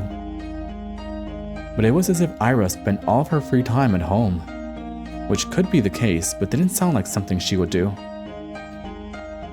From what I heard and could assume, she didn't have the best relationship with her parents. Spending hours on end in a home like that every day? No, I really doubt that. The other, more probable option was that she preferred the outskirts. Maybe she didn't want to be bothered. That sounded like her. Well, despite that being highly likely, I was hoping to do just that. Bother the heck out of her. Haha. I felt almost brave about it. Ira could totally get pissed. She could push me away. She could even attack me. Whoa. Whoa. Whoa. But for some reason, I really didn't think she would. She's never really attacked anyone outright. Now, I don't think Garam is some masterful fighter. So he's been able to dodge 2 attacks from Ira. Kind of an unlikely case for me, if you ask me. I think she mostly gives out warning shots because she doesn't want to hurt anyone, even if they deserve it. My breath halted. Oh, hey. Hi. The vents near the research institute expel hot air. Nobody really goes here aside from the staff, coming out for a smoke. I never ran into any, but the ground here is littered with cigarette butts. So that's a safe bet in my book. Why is Ira here of all places? Again? How many times can you buy into stupid pranks? They seriously sent you all the way here? What? No. I didn't get any letters after that. I'm just taking a stroll. A stroll? Here? Yes? Okay. Ira gives me an incredulous... Let me just reset. Ira gives me an incredulous look. Do you, like, smoke? No, I don't. Why? It's a smoking area. Yes. I know that. You want to try then? What? Smoking? No, thank you. Okay. She shrugs. Bah. Awkward start. I can't let it end here. It's okay, you did the right thing. Politely declining the smoke. I need to just... And what about you, Ira? Do you smoke? She asks as she's holding the smoke in her hand. What about me? Why are you here? Were you at the Institute? Yeah, something like that. Something like that. My mom works here. She forgets her lunch sometimes. Oh, you bring her lunch? That's what I said. That's so sweet. Huh? I mean, it's really nice you look out for your mom. It's whatever. It's not. I know it's not. With all I've heard about her family, the fact that she still goes out of her way like that, it's really amazing. The thought of doing something like that for my parents has never crossed my mind, so what the fuck? I mean, if I were told to deliver something, I would... Oh, okay. I guess that's it. That makes sense. But Ira's different. She wouldn't do something just because she was ordered to. She'd have to really care about it. Haha, crap. That proves it. Ira and I weren't cut from the same cloth. When I spend my days looking for excuses to stave off the minute I have to come home, Ira is cooking, packing lunch, and carrying it to the edge of town. That goes against everything I've heard. But it makes so much sense. That's why I never see her on the street. That's why she doesn't have the time to sit at the cafe. That's why she doesn't idle away at the community center. That's why she's such a caring person. That's why I'm such a piece of trash. No. She only said her mom forgets her lunches sometimes. Lunches are prepared in advance. It's kind of a creepy image, right? I think we're finally getting to the spoopy part, the scary part. It doesn't take long to get to the Institute, even if you walk from the other side of town. Yes, that's true. She'd still have plenty of spare time. This doesn't work. This explanation doesn't work.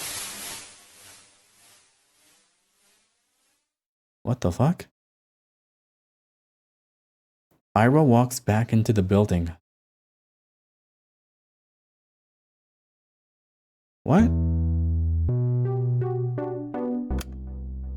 Let me just go ahead and save real quick because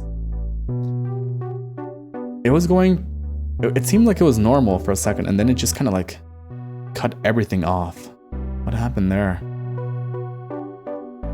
And it's like such an unnatural end to the conversation as well. Like there was like a time skip or something. Do I really need an explanation? It's none of my business. I'm not so delusional as to believe we're close enough to share something like that. That'd be nice, but it's not how things work. Things work like this. When Ira's in the room, Garen doesn't talk to me as much. When she isn't, I wish she would be. Your friend's not here today. Who? Who do you think? Oh. She's not really my friend. You're Pitbull then. Pitbull? Hey, that's spot on. You can't make a harmless joke around that chick without her throwing a conniption fit. It's annoying as shit. They think we're friends? Well, not really. But looks like they've picked up on it. On Ira reacting like that to me being used as a laughingstock. So it wasn't just me? It's not just my wishful thinking? Haha. That's nice to hear. Even if I still don't know for sure, it's the most comforting thing I've heard out of Garen's mouth to date. At least she barely shows up. Yeah, they'll probably kick her out before New Year's with that attendance record. Good riddance. That's right. Ira can't possibly be meeting the minimal attendance requirements. I don't know about her grades, but... Wait, I don't think they can expel her. Huh? Why not? We're the only school in town. Where else is she going to go? Damn. Good point. Phew. Well, her parents can just send her away. You mean to another town? Yeah. To a To a relative or something. No. Oh man, now that you say that.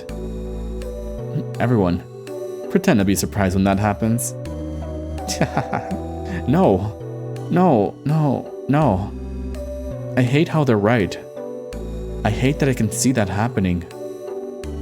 Everyone talks about it. How Ira's a nuisance to her household. It's been like that for a long time. Why does my room smell like makeup? I'm not sure why. I just got like a whiff of makeup smell in my room. Not that I'm wearing any. It's kind of weird. Anyways. She forgets her lunch sometimes. That can't happen. No. It can't. It's not fair. It's not fair. They can't send her away. She can't go. She's so nice. She cares. She does. Maybe not for me, but for her family. Why would they send her away? That's just too cruel. They can't do that. If they do, then it will all be over. If they do, then I won't.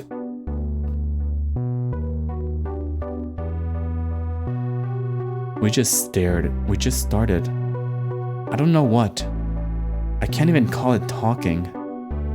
I don't know what it is, but that doesn't matter.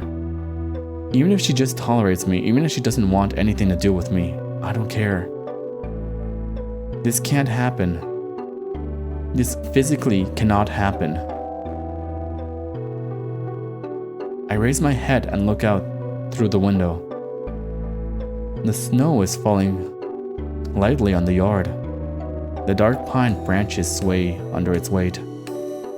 The long gray clouds glide placidly across the tundra, far past the fences, past the mountain ridge. So far away that I can't picture it. So far away that my mind circles twice around the earth and comes back to the spot I'm sitting in. This world is way too gentle. It's been too kind to an ungrateful brat like me.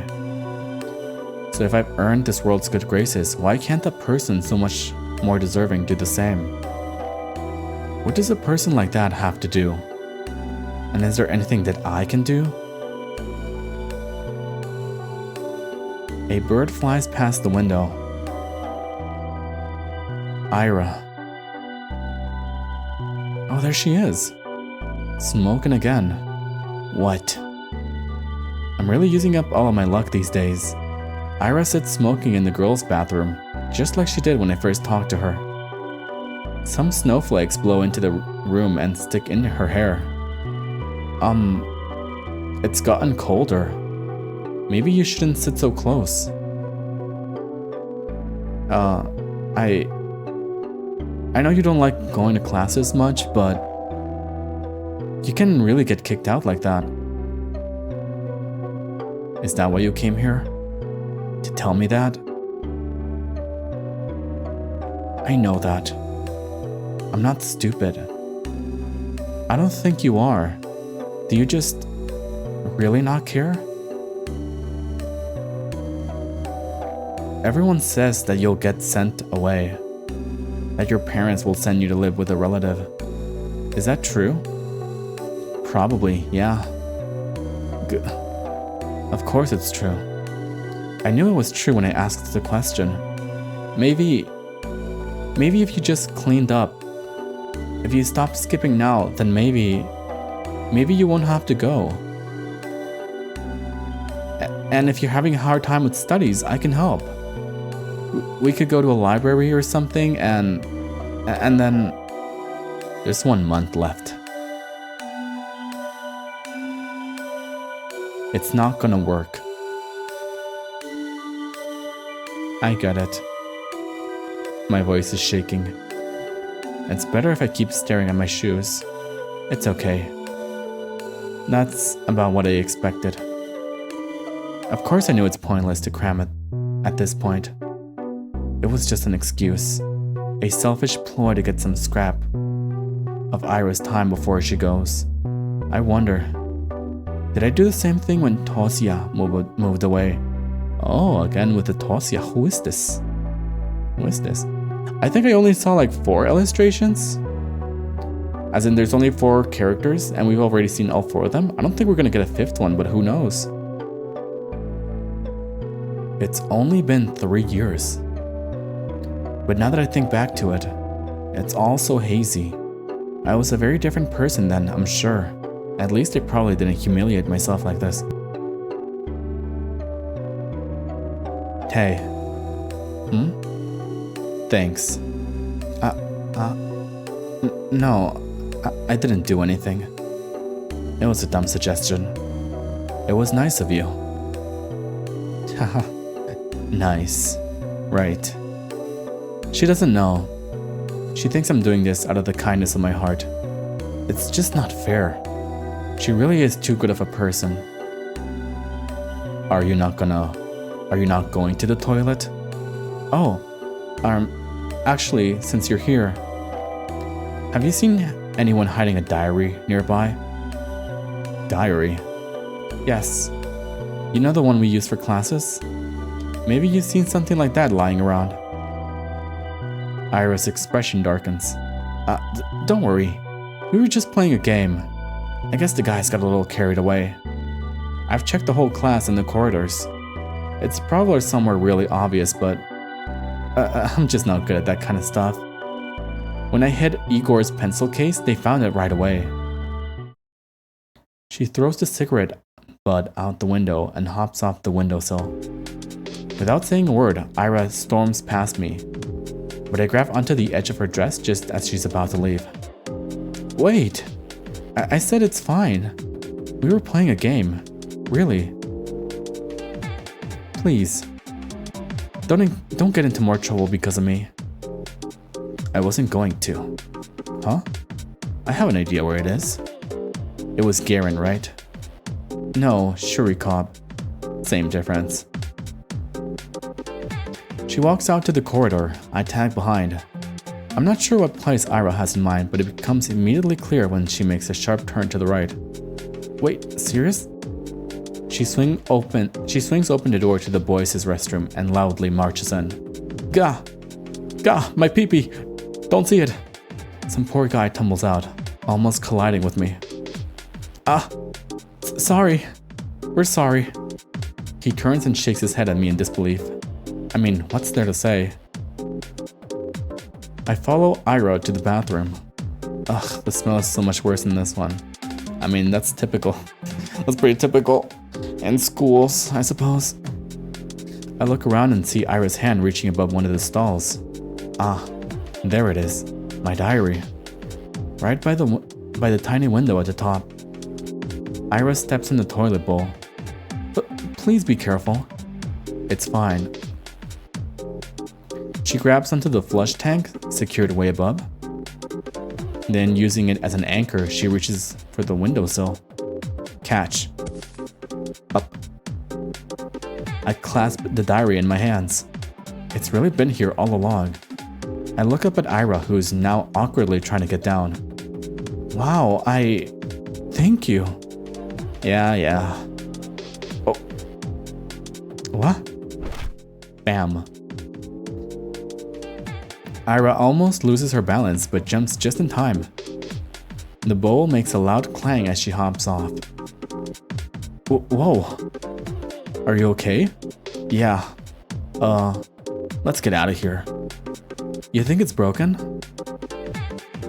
Dunno. I didn't see anything. Huh? But why would I be in a men's toilet? Gross. Gaslighting. Successful gaslighting. I see.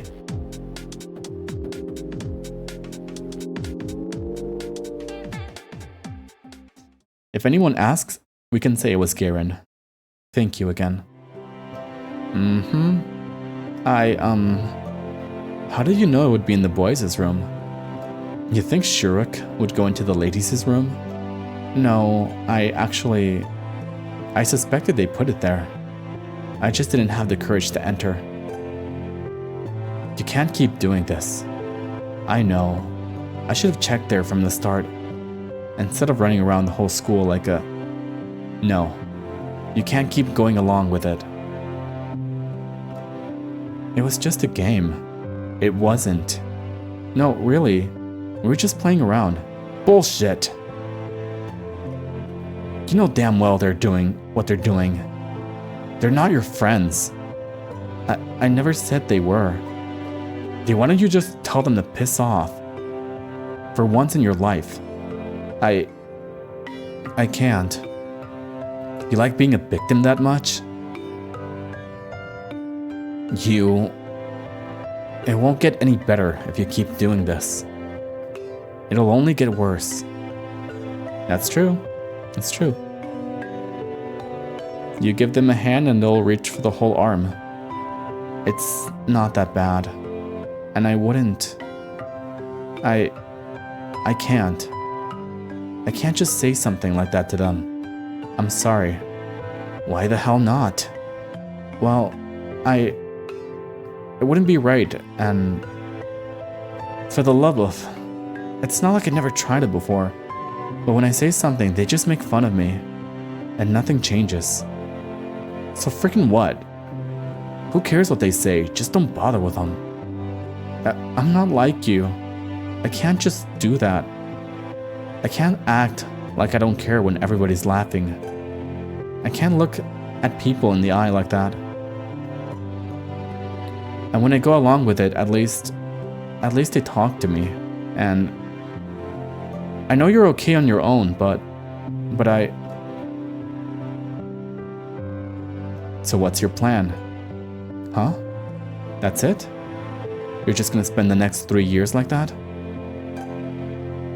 Seriously. She doesn't even look annoyed anymore. I get that.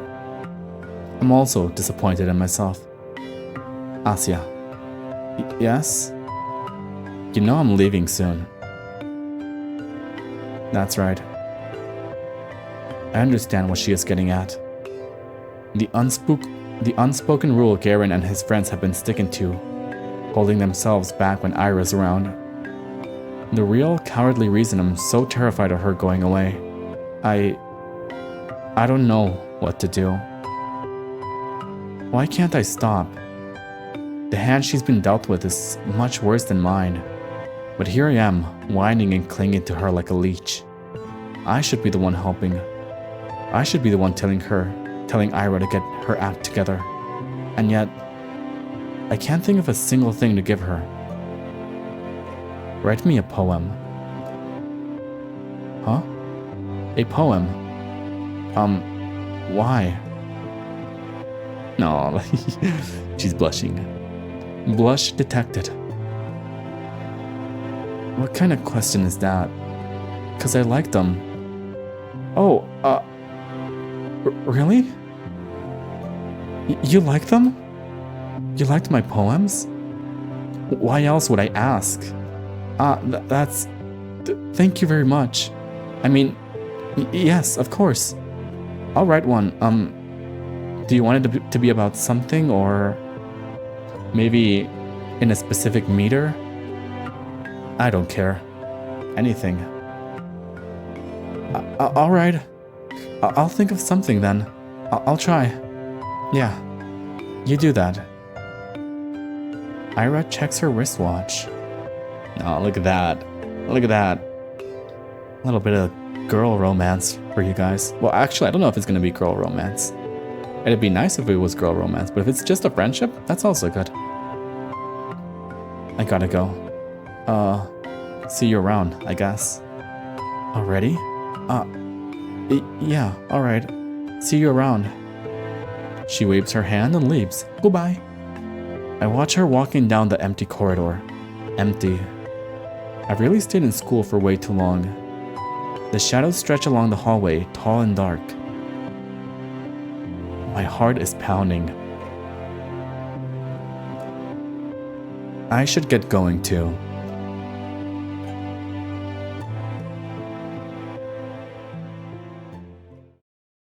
And thus, girl meets girl. My life didn't exactly change. I went to school the same way. I sat through the lessons, then went to the store. then to the library or for a walk, and then, when it got dark, I headed home, my bad. Day after day. Sometimes my classmates joked around with me. Whenever that happened, my thoughts involuntarily drifted to Ira. She still attended classes. She vanished during breaks. I never asked where to. I kept imagining scenarios in my head, not just when I was being laughed at. I did it when I was walking home from school or to the store, or just wandering the streets killing time. I kept thinking about how funny it would be if I bumped into Ira. I thought how interesting it would be if we talked. I even tried to stay out longer. I started to take new routes, and as naive as it was to behave that way, I kept doing it. Haha. Got you. I found you. Oh? Ira. Hi. What are you doing here? Ira points to her cigarette. Oh, no, I mean, what are you doing at the center? Came to return some books. Came to return some books. Oh, so you go to the library. What were you reading? Stuff. You don't want to say? You won't like it. Huh? Why not? Ira looks like she's really weighing down the pros and cons of exposing me to her taste in literature. Did she read something she shouldn't? Maybe she thinks it's too dark or crass for someone like me. That's kind of unfair though, isn't it? You know, the other week I finished The Plague by Camus. Never read it. It's about a physician trying to save a town from an epidemic. It's very visceral, but I enjoyed it a lot. Not sure I agree with the message though. Yeah? What was it? It was, basically it's that evil is an inherent part of life. You can try warding it off, but it'll never be gone for good. And even if you do good things in times of crisis, there will always be some greater force spiking your guns. Yeah, sounds about right. Huh? I guess there are some okay people in the world. But there's a lot more dirtbags. Really? That's a pretty depressing way to look at it. That's how it is. I don't know if I agree. At least I've never met someone I'd call a dirtbag. You serious? Garen's right there. Garen? Well, he's not that bad. Uh-huh. Really, I don't think he means it. Sure, everyone is trying the best they can. Most people wouldn't want to cause anyone pain, right? I think that's something Camus and I can agree on. Huh. Yeah, right. If everyone is so nice, where is all the greater evil coming from? You think it's just some natural phenomenon? No, of course not. There are things we perceive as painful in the moment, and there are really horrible, awful things happening every day. But I don't think it's right to call them evil. Evil's intentional. Those things don't come from bad intentions. Sadness, loneliness, misunderstanding, fear, but not evil. There was this famous judge, Diocletianus something, from ancient Greece, I think. Anyway, he said evil is not a being, for if it were, it wouldn't be totally evil. Evil has no place among being. Okay. So Hitler's not evil? Damn, she got you. She clocked you good. It's funny because you guys heard that little bind boom sound effect it did? Boom. That's a rather extreme example. It's also like a solid argument though. But it's not like he was born that way, was he? I mean, it wasn't his natural quality, I don't think. So, the point still stands. He grew up and became evil as hell. Evil exists. It's freaking everywhere. You know, between the two, I think I agree more with Ira, you know? Evil do be existing. And you know, there's like a lot of stories nowadays where it's like, oh, killing is never the answer, but like, I mean, sometimes. Little killing, evil person, never hurt nobody, surely. Just because there's a reason for it doesn't make it better. Of course not. I just don't like when it's described as something omnipresent. Omni what? It's like, it doesn't matter. What I'm trying to say is, we aren't born with some big evil force inside us. I doubt the universe is any different. What? The universe ain't a person. Of course it's different. Well, yes, it's not. I know that. But it is a kind of being, right? I mean, since every being is pure by default, so is the universe. Because it's the idea of being itself, right? And, I'm not making any sense, am I? You're not. Sorry. It's whatever. About what I'd expect. About what I'd expect from you. What does that mean? You're weird. Damn. You say weird things. For a second I feel a lump rising in my throat. But then I realize something. Ira doesn't look annoyed with me. In fact, it's like she's not repulsed by me at all. Yeah, it's not like a weird thing. It's just kind of like, it is what it is, you know? I don't really get it, but it must be nice being able to think that way. Like everyone's good deep down. Like nobody would ever hurt someone on purpose. That's a sweet world you're living in. How do you do it? If I were you, I'd be angry as hell. Aren't you pretty angry already? Angrier. Whoa. Even angrier. Yes. I'd be 100 times as pissed. Scary. You bet. I imagine Ira throwing 100 chairs. Rain of chairs, come and punish those who have wronged me. 100 chairs flying towards 100 Garens. Ooh, that sounds sweet. Chairs flying, bow compasses swinging. Ira is like a bodhisattva. Dozens of hands, half are for holding furniture, half are for stationery. Bodhisattva. I don't know it by name, but by the concept of it having dozens of hands, it reminds me of Hunter x Hunter. I remember there was a character that had a power like that. Let me see. Let me Google Bodhisattva.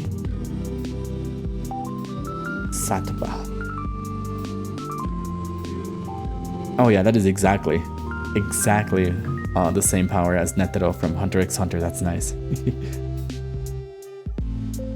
A halo of chairs and compasses. A halo drawn with a compass. Every new compass draws another halo. 100 times more compasses, 100 times more halos. Ira surrounded by 100 halos. We talk for a little while longer. Just idle chatter while she finishes her smoke. I tell her about some of the books I've recently read. My impressions, my interpretations. I'm not exactly used to sharing those, so my thoughts come out sounding dumb and crumpled. Understandable to be honest. Normally when I'm awake at night, I try to have very deep thoughts, and then when I try to explain them to people, I start stuttering a lot, or I just completely lose sense of how to keep a consistent point. I feel this so much. She keeps listening though. Every time I say something, I search Ira's face for signs of boredom. Maybe I'm just not looking hard enough. But I can't find anything of the sort. Oh jeez. I feel so happy I might die. I gotta go. She puts out her cigarette butt. Oh, really? Oh, a little bit of an ad break. Let me just stretch and drink some water in the meanwhile.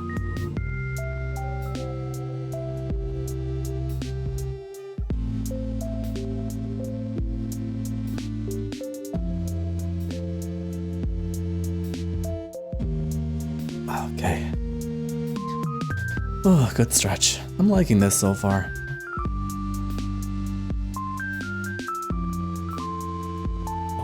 Even my neck needed some stretching. That's good. Hey, welcome back from ads, assuming they are on time. Anyways, where was I? Yeah, plans. Ah, I understand. But, some of those novels sounded kinda interesting. I'll check them out if I don't forget. Really? Please let me know if you do. Aw, just a couple of bookworms. Bonding, that's nice. And, sorry for that stupid philosophy talk. Can you shut up with the freaking apologies? I just said thanks. Sorry. Ira gives me a look so threatening I cut myself off. Right. I hope you enjoy them? Honestly, it's kind of funny because it's kind of like a double-edged sword. Telling someone, stop apologizing because like their immediate first thought is, oh man, sorry. I'm sorry for saying sorry so much. Oh, sorry, I said sorry. Sorry, fuck.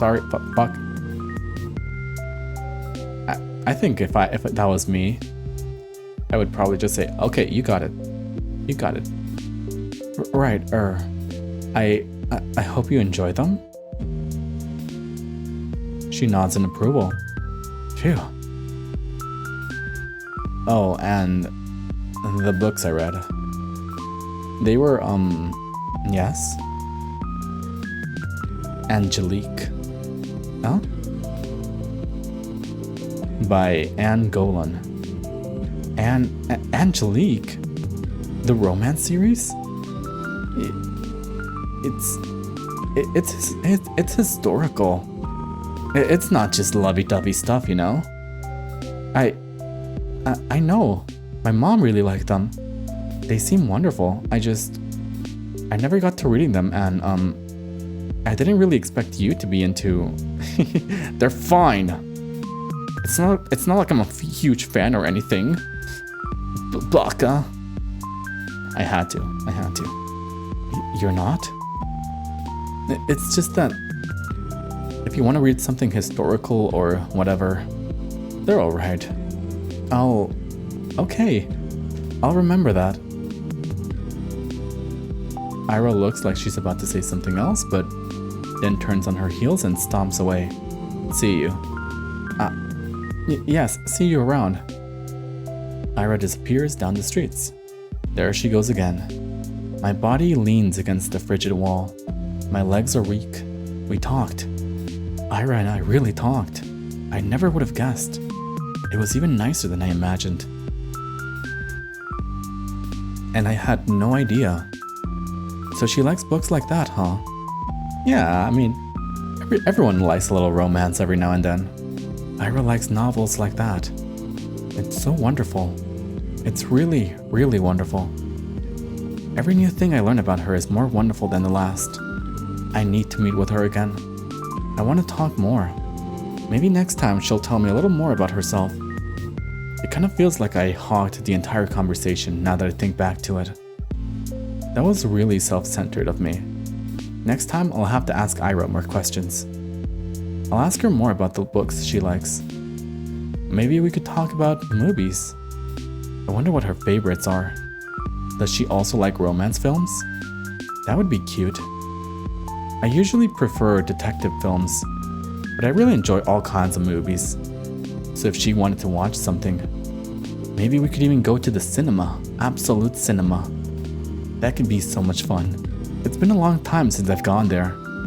I need to see her again. I'm worried because it feels like it's gonna make like a sudden cut to when she's disappeared. She skips even more often than before.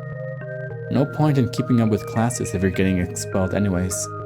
I guess that's Ira's modus operandi. To some degree, I understand it. But I still wish she showed her face from time to time, if only for one lesson. We probably wouldn't talk even if she came. It's not something we ever do in class, so I don't expect anything in that regard. Just seeing the back of her head would be enough. Aw, that's cute. It's so cute how much Asya yearns for Ira. What's with you, Shabina? Huh? You're all smiles. Finally taking my advice to heart? What advice? Not looking like you're about to hang yourself for a change. It's great to see, really. Oh, Karam. Shaking my head. Yes, it is great. We're so proud of you. How about brushing your hair next? How about you brush your teeth, huh? That grin makes you look like a basket case. Thanks, Baden. I'll do that. Ooh, you're getting owned. She doesn't give a heck about you anymore, Baden. You're welcome. He grabs my English notebook off the table. Payment for my services. His friends chuckle along. I couldn't care less about that. Even though she isn't here today, I don't mind. I know we're going to see each other soon. I'm going to do everything to bump into Ira again.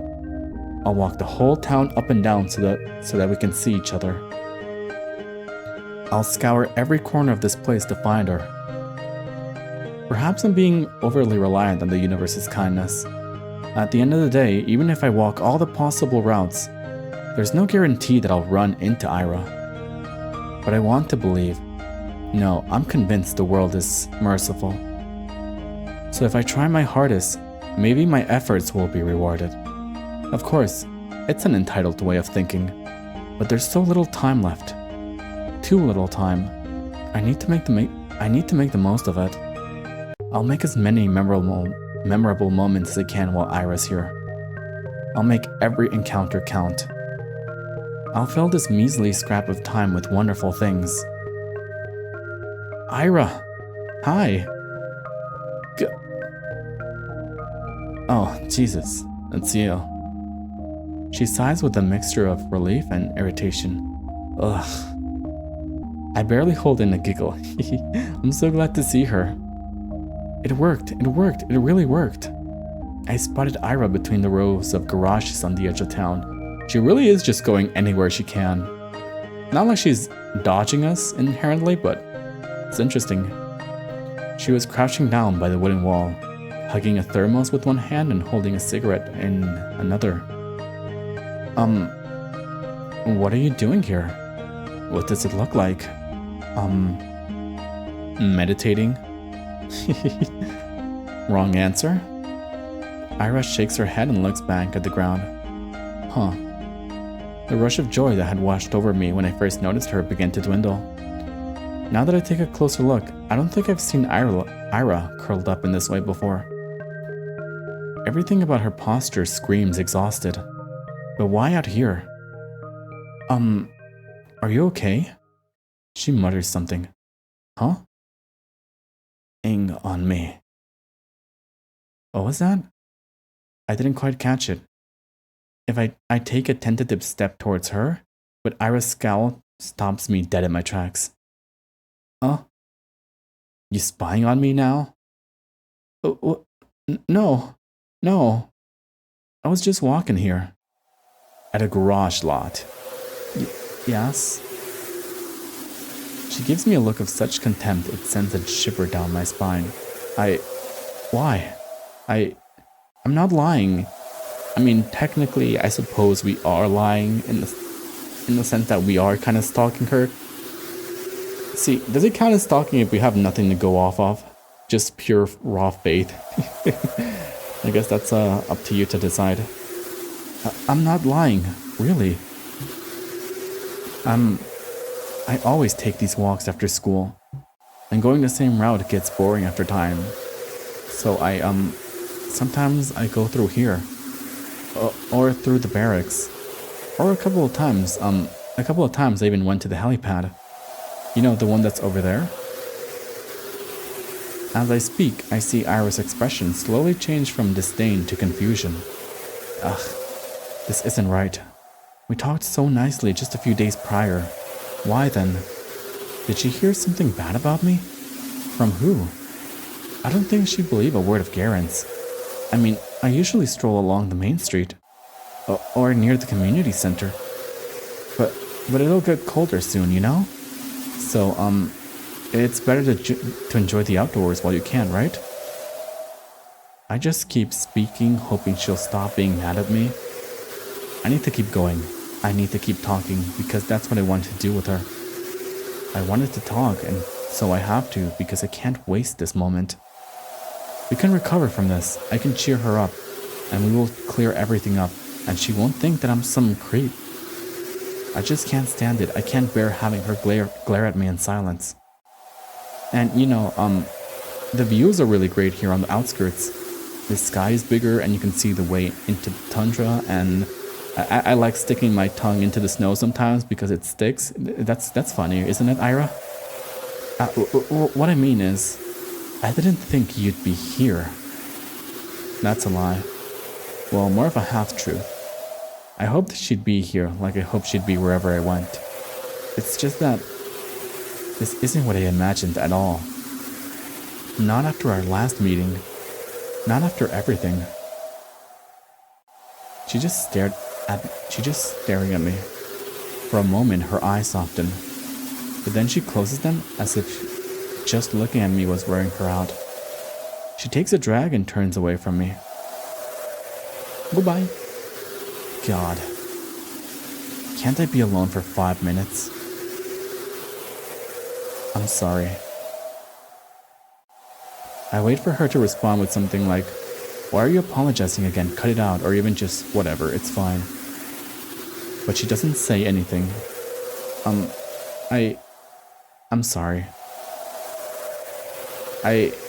I'll be going then. Goodbye. But no one said anything.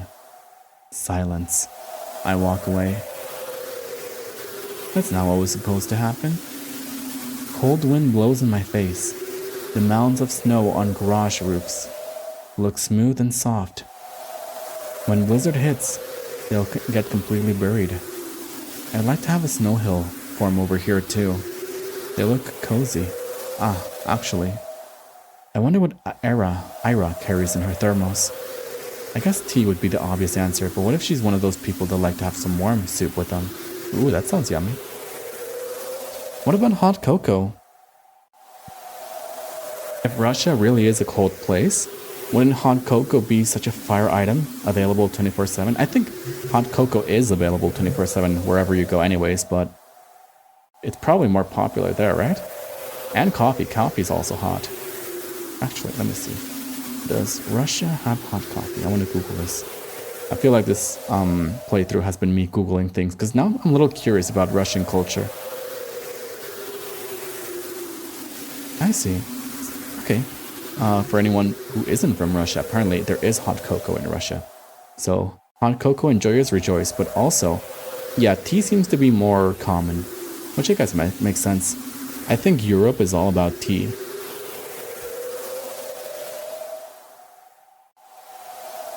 That would be cute. I should have asked her about it. I don't think it was a good time to talk, Asia, unfortunately. I feel like I'm going to cry. No, it'll be okay. Maybe in the future she apologizes. I think this is just kind of like a cute narration of like someone longing to be friends with someone though. Hey, you got any plans for New Year's? What plans? I'll be with my folks. No, I mean after that. Sorry, I just hit the mic by my mistake.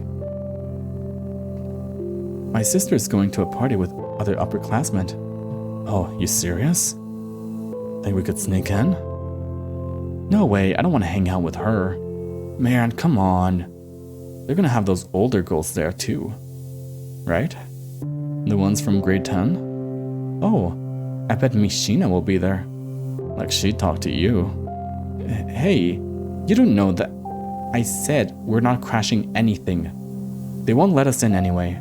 Ugh, that's true. Tuh. Where are we going then? Whose place? Not mine. We've got grandma coming over. I can't host. You? Me neither. Bait him? No way. Dad's been... He's kinda tired recently.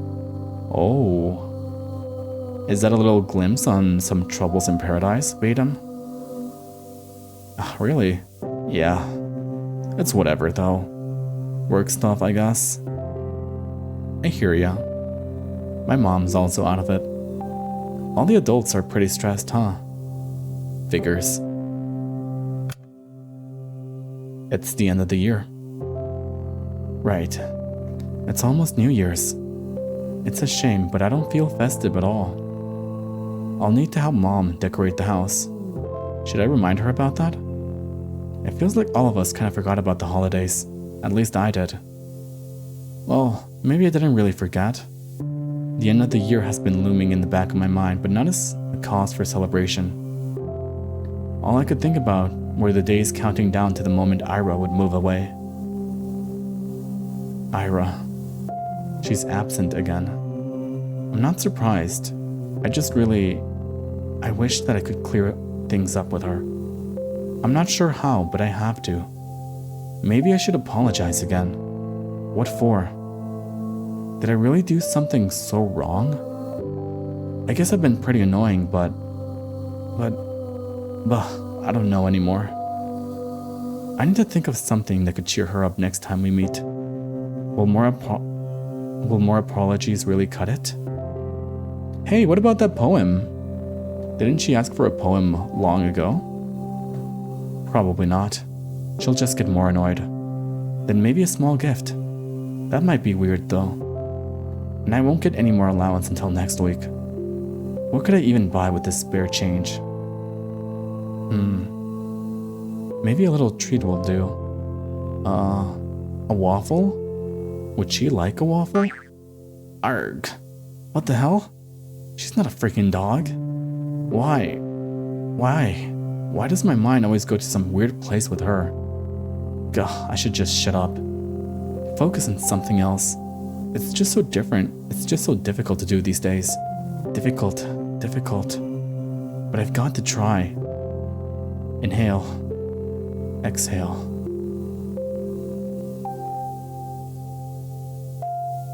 There. A little clearer. I see the sidewalk a little bit better. The buildings, the sky, the lights. Everything around is friendly. Everything is beautiful. That's great. Those are great things to look at and think about. Though, perhaps I shouldn't breathe so deeply. You can really get sick from this, that's true. It has been getting colder after all. Don't you just hate it when you inhale cold air and it just hurts your throat? My usual routes have been getting harder and harder to finish. And it's not just the temperature. The paths on the outskirts get snowed over, so trudging through them tires me out really quickly. The winds are picking up too. Even when I cover myself up with a scarf, it feels as if my face is being pelted. I'm not meeting anyone out here in this weather. I should have gone to the library today. What time is it? Maybe I can still make it. It closes at 6, so no, for sure not. Oh well. They've already begun putting up New Year's decorations. Everything's lined with lights. Oh, and there's a pine tree near the community center. It's so tall and bare for now. Well, I like it as is. The way that snow rests on its branches makes it look so mighty. Alright, I'm getting into a bit of a festive mood. I wish the frost weren't so prickly, then I'd look around some more. The streets are empty, save for a couple of adults I saw walking down to the bar. Hard to imagine there would be a lot of people out on an evening like this. So why have I been meandering around like I've got nothing better to do? Because we don't have anything better to do. That is the truth, and that's okay. Every answer to this is embarrassing.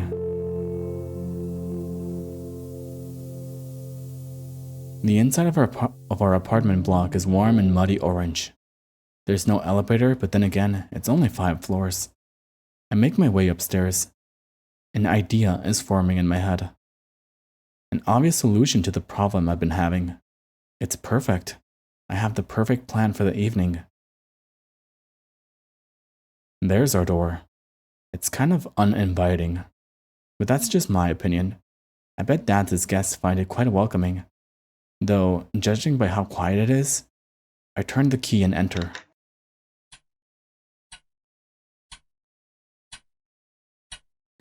The only sound is the faint muttering of the TV coming from the living room. Yes, thank God, no visitors today. I hang my wet coat up to dry, take off my shoes, and quietly go down the corridor. Hi, Dad. Hello. I don't even stop to peek into the room. I won't see anything I haven't seen before. At least tonight seems like it will be calm. I wash my hands. When I exit the bathroom, I hear a soft voice from the kitchen. Out with friends again? Mm-hmm. Hi. Mom nods her head, staring in front of her. She's smoking again.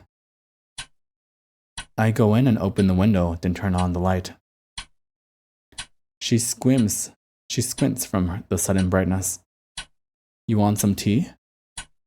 I'm setting the kettle. Interesting, you know what?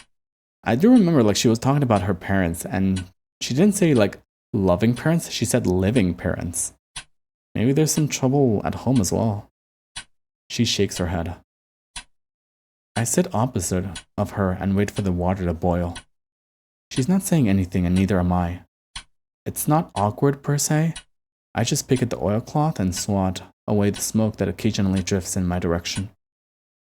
We're both used to this kind of thing in our own way. Even so, I go to my room as soon as I fill up the teapot.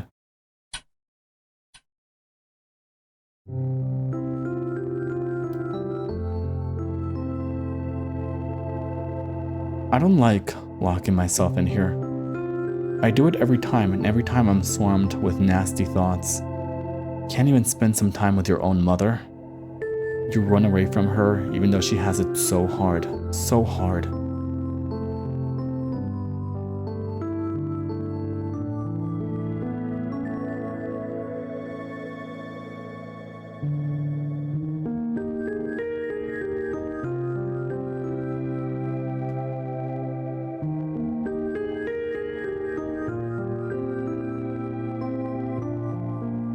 Sorry about that. I was answering a text.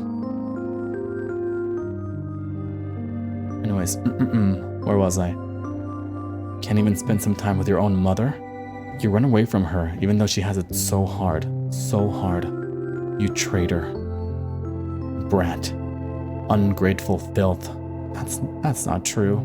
You're just a little shy is all. It's the kind of self-flagellation that goes nowhere. Do I think that if I badmouth myself enough, I'll be forgiven? This happens every time and changes nothing. It's pointless, so I direct my attention elsewhere. What was I going to do? Oh, right.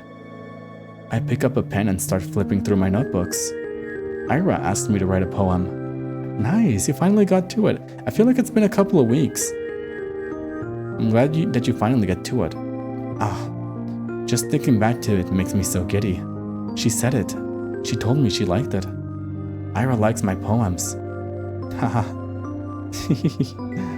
Nobody has ever said that to me before. Well, Tosia did. But that was years ago. That poem. The one that Garen read. What did she like about it? Maybe I should have asked. Where was it? That's it. Oh, is it poem time? Черная земля, не обнимай меня так нежно, не рви наряд свой белоснежный и спи спокойно. Только я буду царапаться и биться, а иней пусть себе искрится, и пусть летят по небу птицы, и светит бледная заря. Oh, thank you. Thank you. They actually have a translation. Beautiful. Thank you. O damp black earth, do not hold me so tenderly. Do not tear your snow-white attire, and sleep peacefully. I will scratch and I will beat, but... Oh, shit. It's not appearing here either.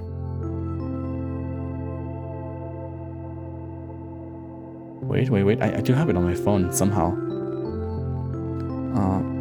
Let me just read the poem. O damp black earth, do not hold me so tenderly. Do not tear your snow-white attire and sleep peacefully.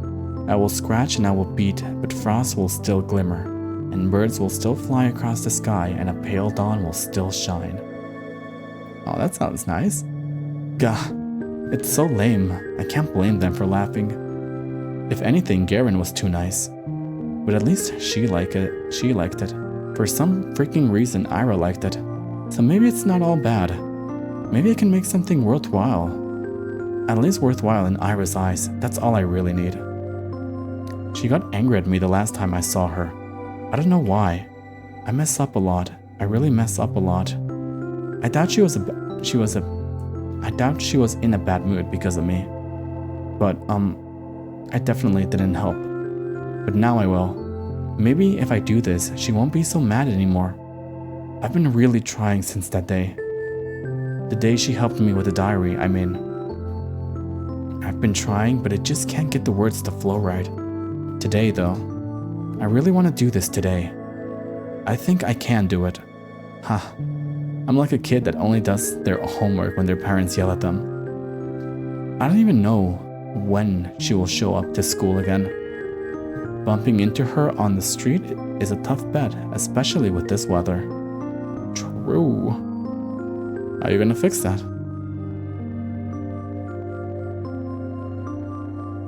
How are we gonna go about this? Well, I'll try anyways. I've got nothing to lose. What's the worst case scenario? Appreciating gorgeous scenery? Oh, heaven forbid. I'm gonna enjoy this to hell and back. And when I hand that poem to Ira, then it will all be worth it.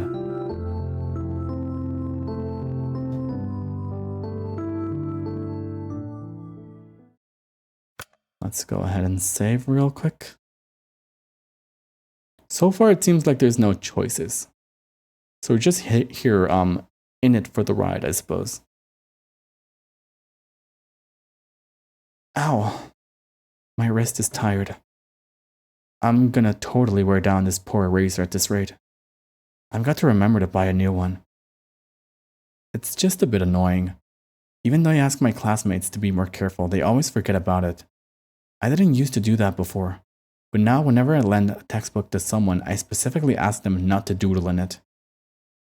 Despite that, they always come back with crude drawings all over. I can't hand them back to the library like that. And I'll get in trouble if a teacher sees it. I lean back in my chair. A week. That's how long it has been since I've last seen her. It's not exactly new for her to skip several days at a time, but a whole week. Nobody else seems to be bothered though. I shouldn't be either. It's not her job to be my, I don't want to call her pit bull. Either way, it's nothing new. Nothing new, nothing bad. Maybe Ira's taking in the town she's grown to love. Who knows when she'll return here after she moves out. I get that. I would do the same. But still, I just wish I could see her. Is she still mad at me? I really hope not. But if she is, I have just the thing to help it. That's right. It's done. I wrote Ira a poem. Ooh, nice. I wonder where it is. I wonder how she'll react. I wonder if she'll like it. I really hope she likes it. I'm just worried because if Garam sees it, a whole thing is gonna happen. Maybe she'll smile. Or what if she gets flustered? That would be so cute. I want to see her make that face again. I keep walking around. I don't really expect to see her at this point. It just feels like a duty I need to fulfill.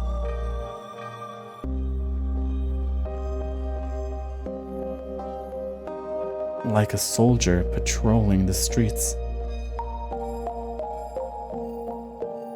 Whoa, that sounds pretty cool. And it's not like the teacher is harsh all the time. Real cold? Oh, it's not like the weather is harsh all the time. I don't know why I read teacher. Real colds will settle in a couple of weeks. The wind can get annoying after a few hours, but aside from that, it's bearable. It's pretty. It's all good. The main road, the 2 residential streets, the community center, the helipad, the garages, the parking lot. The school, the stadium, the research center, the kindergartens, the barracks. I've seen it all 1,000 times.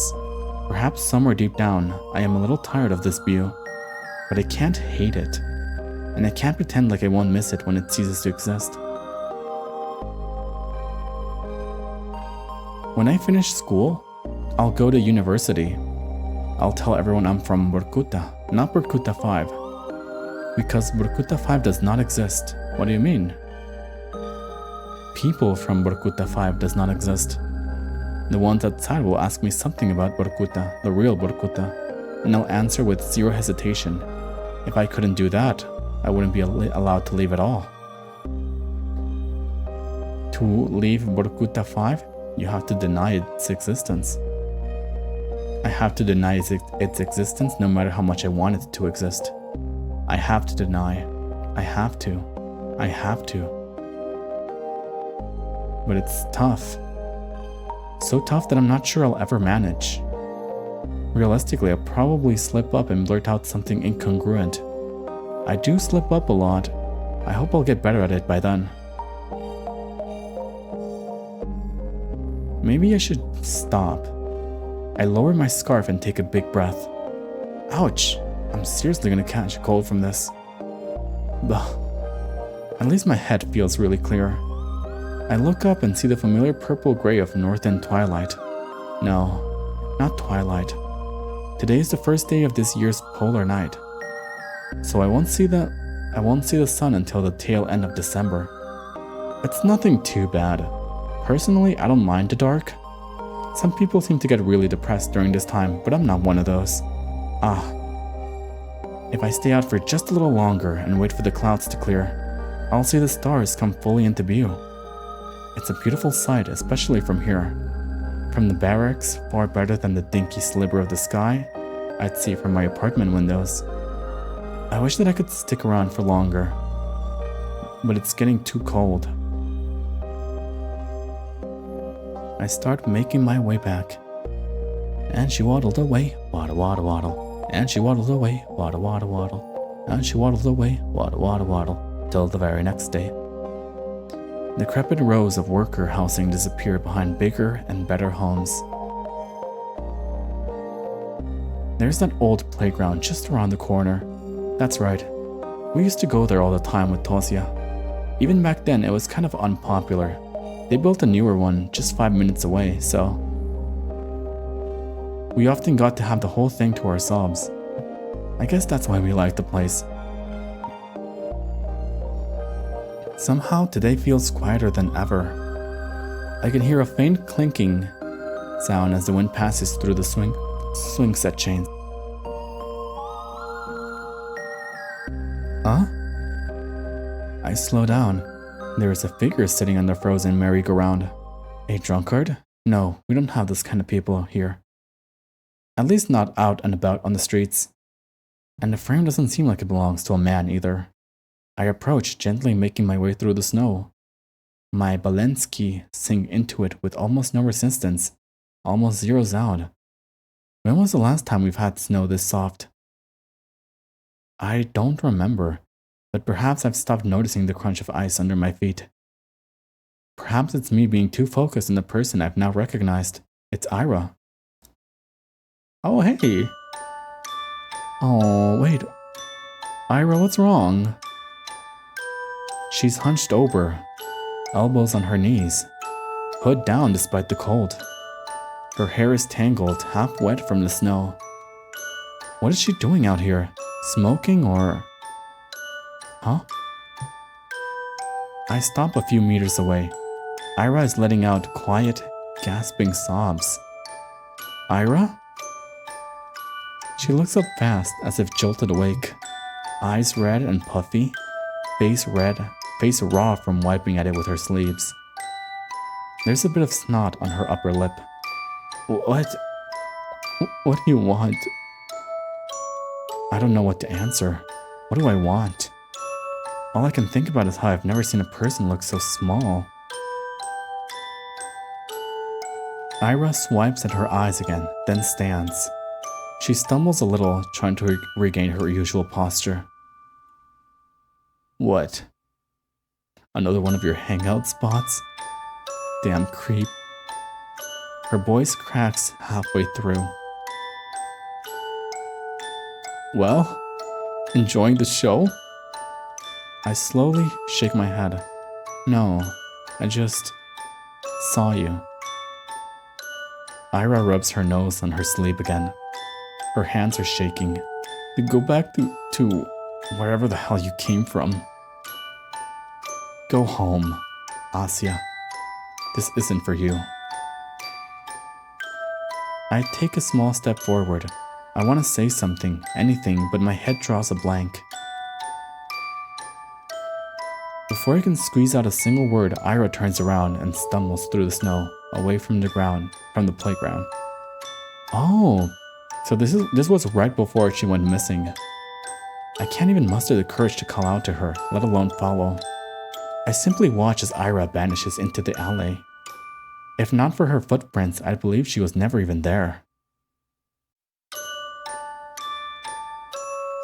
The snow keeps falling. A feeling I've long forgotten swells inside me. I've learned to not acknowledge it, so I got buried many layers deep.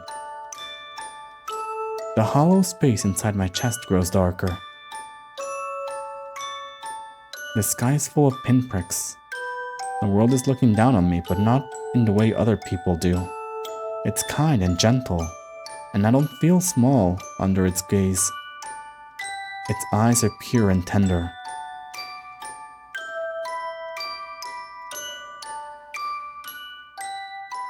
No. I think Ira is just lashing out on Asya, unfortunately. Many such cases. Episode 1. End. What? I thought we... Oh. I see. Episode 2. Marina. I see. That's the context. I thought it was like the start of a new episode, and the episode was called End.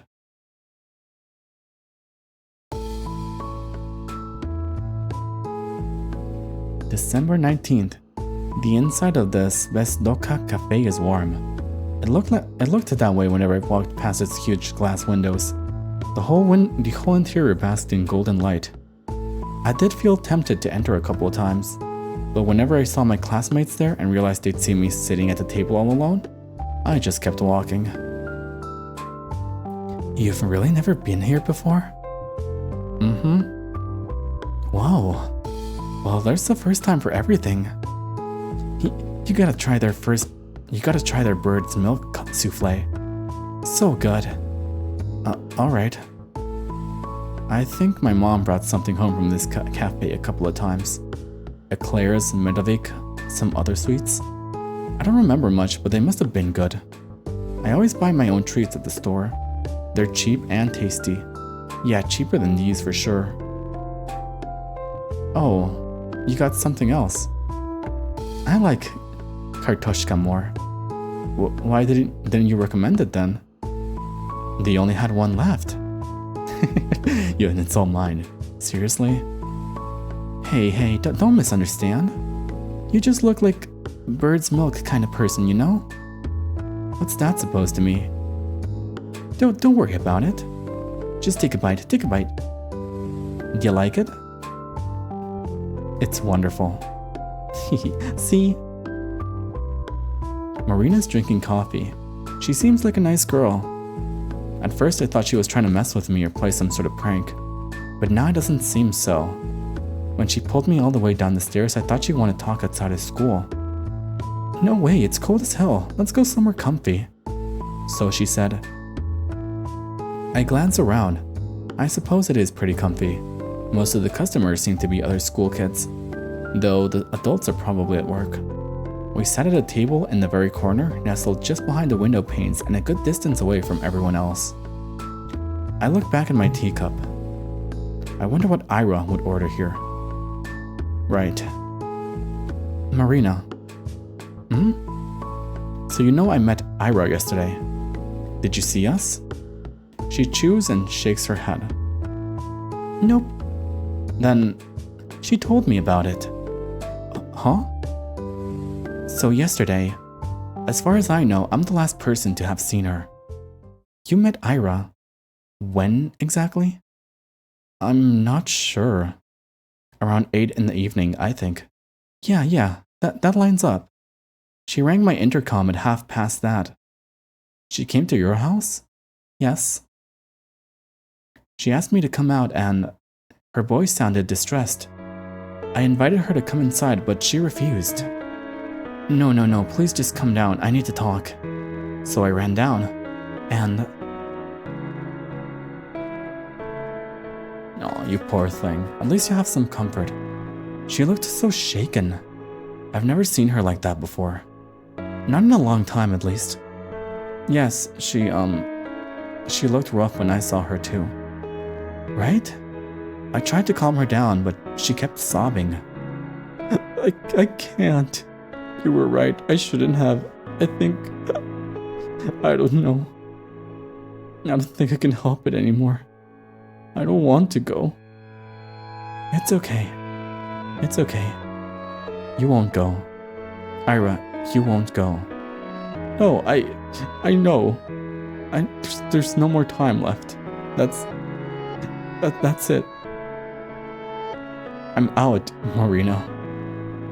Don't say that. We can fix this. You can still... No. I can't. Nobody can. I can't even write anymore. What do you mean? I can't write anything. Ira.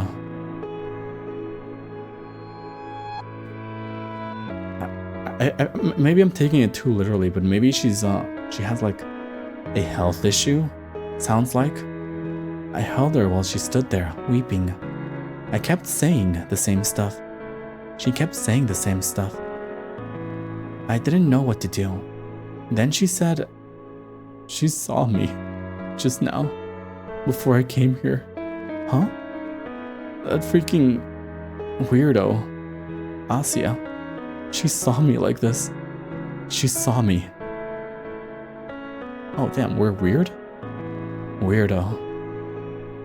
Her words, not mine. Don't take it personally. You know how Ira is. Anyways, back to the flashback, you weirdo. She seemed to cool down a little after that. Hey, you sure you don't want to come up? You can stay over at our place if you don't feel right. It's fine. I'm okay. I'll be going then. Wait. Come on, just like that? Yeah. Bye. You're kidding me. And then she left. You didn't try to stop her? Huh? I mean, I can't, like, restrain her. And hey, I could ask you the same thing. You didn't hold her down with hands behind her back, did ya? No, I didn't. I did just watch her walk away, didn't I? But judging by Marina's story, looks like these two really were friends. What did she say again? She hasn't seen Ira like that in a while. So she's been in a similar state before. And now she's all messed up. All because she'll be forced to leave? So, why can't we tell anyone about this? Well, how much do you know about Ira's family? Admittedly, not much. I know they've had some issues because of, Ira's behavior. They say she'll be expelled and sent away after this quarter. That's about it. Well, you're not far off. Her parents have been catching lots of flack. Yes, but I still don't really understand it. What do you mean? I mean, even if they're getting criticized, sending Ira away, it just feels like they're giving up on her. Well, what do you suggest they do? We only have one school. If Ira gets expelled, she has to study somewhere. That's true. But it feels wrong. There must be other options. I guess some people learn at home. But I'm pretty sure you gotta be disabled to get approved for that. And who's gonna teach her? Her dad works at her institute? Her mom's a nurse? No one has time for that. Wait, I thought her mom was... Yeah, I thought it was... Didn't her mom work at the institute? Let's see. The mom's a nurse. Ah, interesting. So it was maybe she was delivering for her dad, Ira, I mean. I don't like it either, but I can see where they're coming from. I look down at the cake I've been aimlessly picking at. She's right. I was so quick to cast a moral judgment. Did they expect their whole family to just move just because of Ira's poor attendance? Did they expect them to come begging on their knees for the board to keep her enrolled? It's just so childish. I understand, but what does this have to do with keeping silent? Do you know Ira has a little brother? Huh? A little brother? I had no clue. She does. His name's Tolik. Funny kid. I really had no idea. That's okay. You see, it's true Ira's parents haven't had it easy, but Tolik's got it so much worse. You know how when adults are cruel, they try to be subtle about it? Kids don't. It's not so bad when you're in kindergarten. Sure, some kids won't play with you because their mommy told them not to, but they're still too small to really get it. It sucks, but it's not the end of the world. However, he's going to school next year. So right after his sister got expelled. That's one hell of a legacy to walk into. Oh no. No pressure, right? At least nobody will expect too much from him. Don't say that. Sorry, bad joke. But my point is, everyone knows that it's gonna get worse. True. I can imagine. Yeah. So, on top of all that, picture how people will react if they find out his sister was unstable. Huh? Ira's already prone to anger. You've seen her yourself, right? Now imagine adding hysterics to the mix. Sobbing, panicking, acting strange. Not a great look. Well, that's a bit crude. I wouldn't call what Ira did hysterics. I wouldn't either, but you know how they're going to paint this. Word spreads fast. You say anything to the teachers or police, the next day everyone in town will know. That's why I don't think it will help anyone, Asya. But maybe it could give them a clue. What clue? Well, if anyone should give a testimony, it's me. I saw her last, right? Oh, right. That makes sense. Well, I told him I saw Ira from our apartment window around that time. You know, without the part where I came down to talk. But I don't know how helpful that'll be. She seemed to go in the direction of her house after we met. But I didn't exactly follow her home. So not much of a pointer. At least they know she didn't leave the city. Border control could tell him that much. Right. This sure is a pickle. I've had my doubts about reporting from the start. And now Marina has solidified them one by one. Tolik.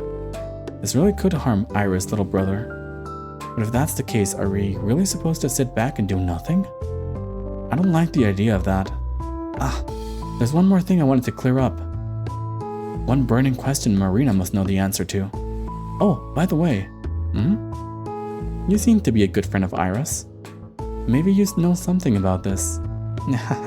Good friend is generous. Huh? I mean, I guess I am. Just don't tell Ira that. She'll break out in hives. Oh no. Really? Yep. She said my jokes get on her nerves. Can you believe that? Yeah, I believe that. What? Mean? Sorry. I'm used to the abuse. Wait, that gives me an idea. Huh? Let's climb a roof and yell some crap like, Irochka Marinochka, best friends forever. That girl will come back just to choke us. Wow, that's so smart, ain't it? But the roofs are slippery this time of year. Boo. We'll tie a rope around you then. Why me? You seem lighter. That's it? Don't worry, I'll hold you real steady. I have a strong center of gravity. So I'm doing the screaming then? Exactly. Oh, no, I'm no good at that. Don't worry. I'll just pretend to lose grip on the ropes. You'll shriek your lungs out. I refuse. How long has it been since I last chatted with someone like this? It feels like forever. Marina, huh? We keep talking and I don't feel uncomfortable, not one bit. Really, I haven't felt so carefree speaking to a person in a while. Should conversations be this easy? It feels like I'm cheating, especially considering the circumstances. Just yesterday, we both saw Ira agitated and crying her eyes out. Today, we learned she never came back home. It's supposed to be terrifying, but for some reason, it's as if both of us are certain we'll see her again. As if there's no way things will not turn out okay. They have to. Oh, what the hell? Huh? Crap. Why now? So they finally let you in, Shubina? This place has really gone downhill. Hey, Badik. Marino. Huh? These two know each other?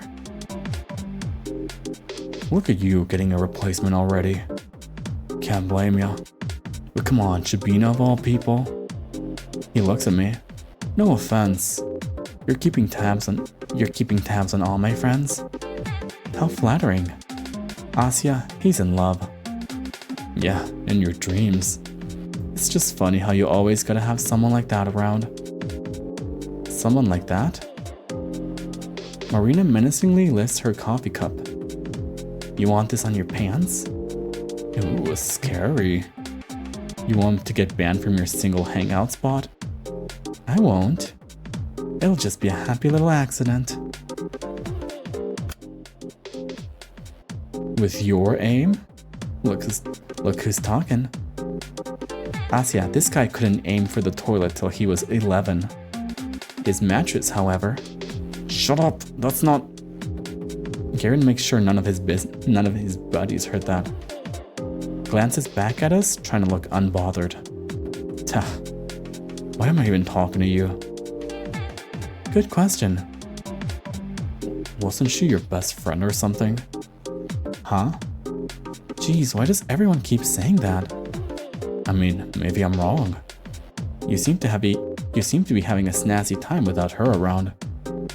Having a good laugh and all. And? You were joking about it too. Huh? In class, you laughed when they declared Ira was missing. Well, she ain't my friend, is she? That bitch attacked me.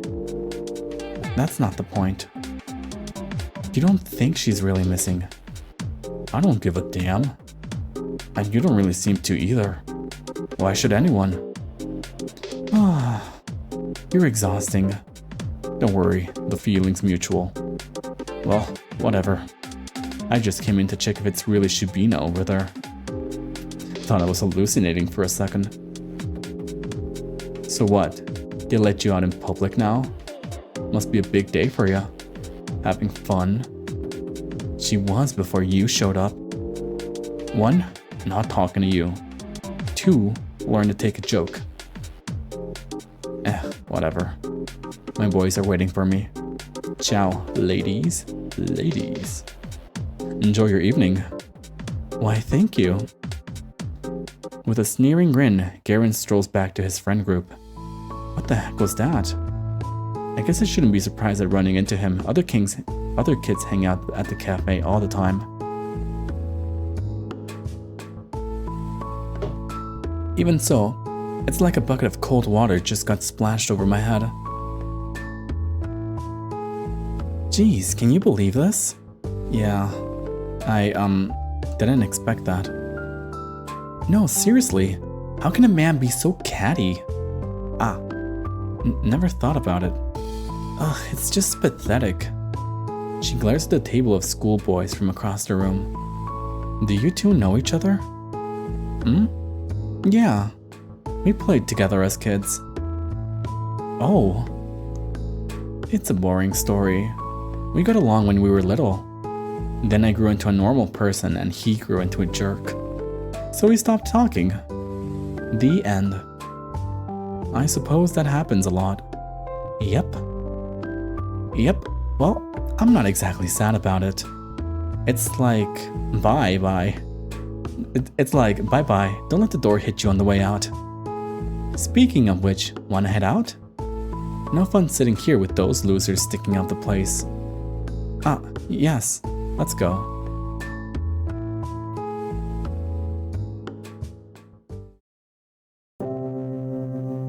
The cold immediately stings our noses as we step outside.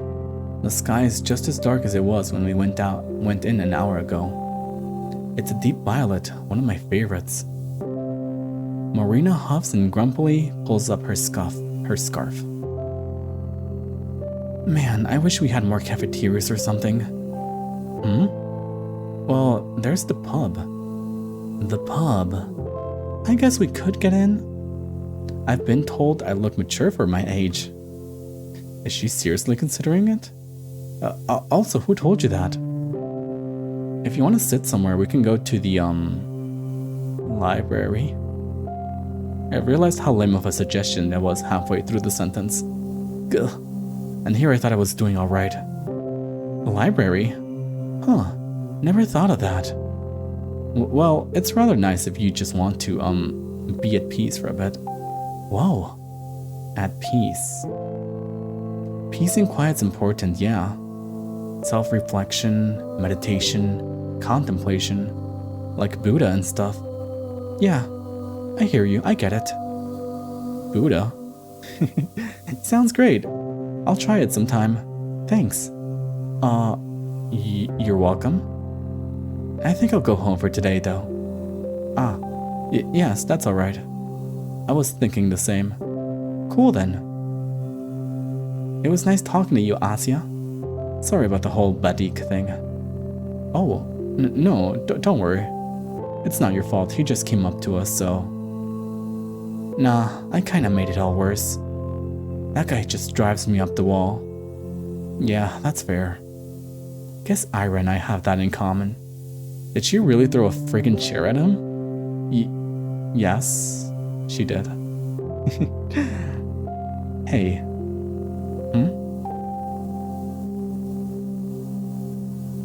I'm sure she's fine. You are? Yeah. This probably sounds silly, but it's like I believe in her. No way she would just go and disappear like that.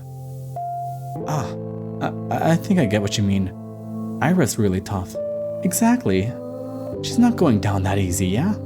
Yeah. Yeah. Well, I'll be going then. See you around, Asuka. Bye-bye. Bye-bye.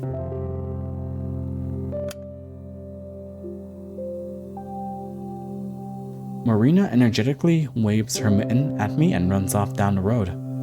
I wave back before going on my own way. I shoot a parting glance at the cafe. There's the table occupied by Garrett's friends, and ours is... I never paid attention to it, but the table we sat at is half obscured if you look at it from the outside. At this angle, only Marina's back would be visible to passerby. If she usually sits there, then Ira might have sat at this cafe as well. It would make sense with Garen's comment too. Replacement. She must have only gone there when Marina dragged her in, and they sat in that same spot that made Ira invisible to anyone on the outside. I wonder if that was intentional. I should ask Marina about it, and also what kinds of sweet Ira liked. she's so hung up on Ira, it's cute. And whether she preferred coffee or tea.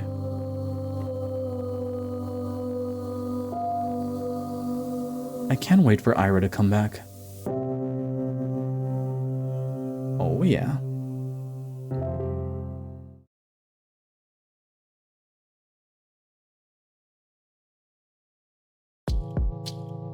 I forgot. I totally forgot. Garen came up to us and it just slipped in my mind. I wanted to ask Marina about the man Ira was seeing. It doesn't feel like something she would do, but after everything I've learned, I'm not sure if I knew Ira at all. We don't talk much at breakfast, December 20th. You know, I just noticed there was like a date here. Has that been a thing the whole game? But I asked my parents. We don't talk much at breakfast, but I asked my parents if they heard something about her disappearance in the morning. Dad said what I expected. Oh, Rashevsky's daughter. Yeah, we got a notice. You know Ira's dad? Did you see him yesterday? No, we're not acquaintanced. I don't think he came into work. I see. Do you think they'll find her? Of course they'll find her. It's not a big city. That's true. But there's still been nothing since the news came out. It's been a day. The police would know if she left through the control post. I suppose. It just doesn't feel like anyone's looking. They are. A few of my colleagues went in for questioning. Really? Nothing came of it. It's just a big waste of time. Don't see what someone's teenage rebellion has to do with us. Mom slowly shook her head. Poor girl. This made me feel a little more determined. It's clear the attitude towards the case is pretty much the same between both kids and grown-ups. But it does sound like there's an actual investigation going on. Ouch. Ouch. Ouch. Ouch. Thank you for the slaps, Night Night. How's it going? Good to see you, man.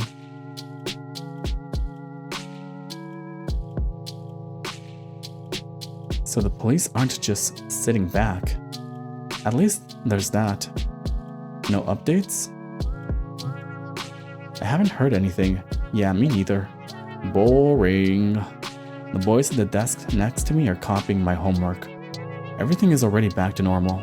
The same conversations, the same digs. Hey, at least Shabina here got herself a new friend. Yeah, what's up with that? Got kicked out of the library. I can't go to a cafe now? Look who's getting sassy. We're only curious, you know? It's rare to see you crawl outside your little cave. And what of it? We're just so proud of you, putting yourself out there and all. Wanna hang out with us while you're at it? Huh? Man, what are you doing? What? It could be fun. No, it couldn't. Shabina, don't listen to him. Well, how about it? Come on. You're probably all sad after your Irochka went MIA. What is Irochka?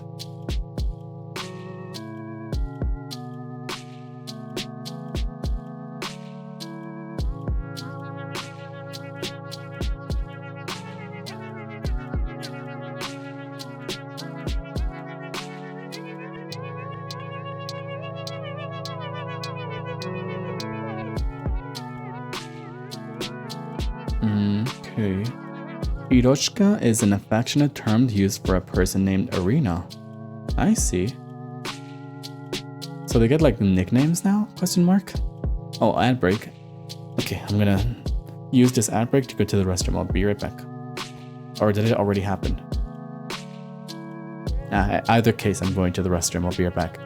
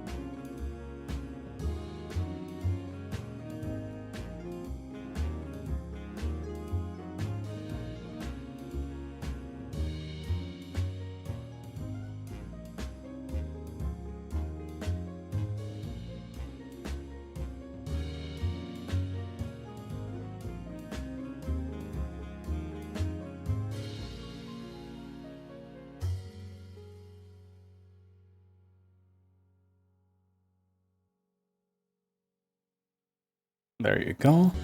Doo-doo-doo. Hi. We'll probably just continue for like 5-10 more minutes, and then we're gonzo.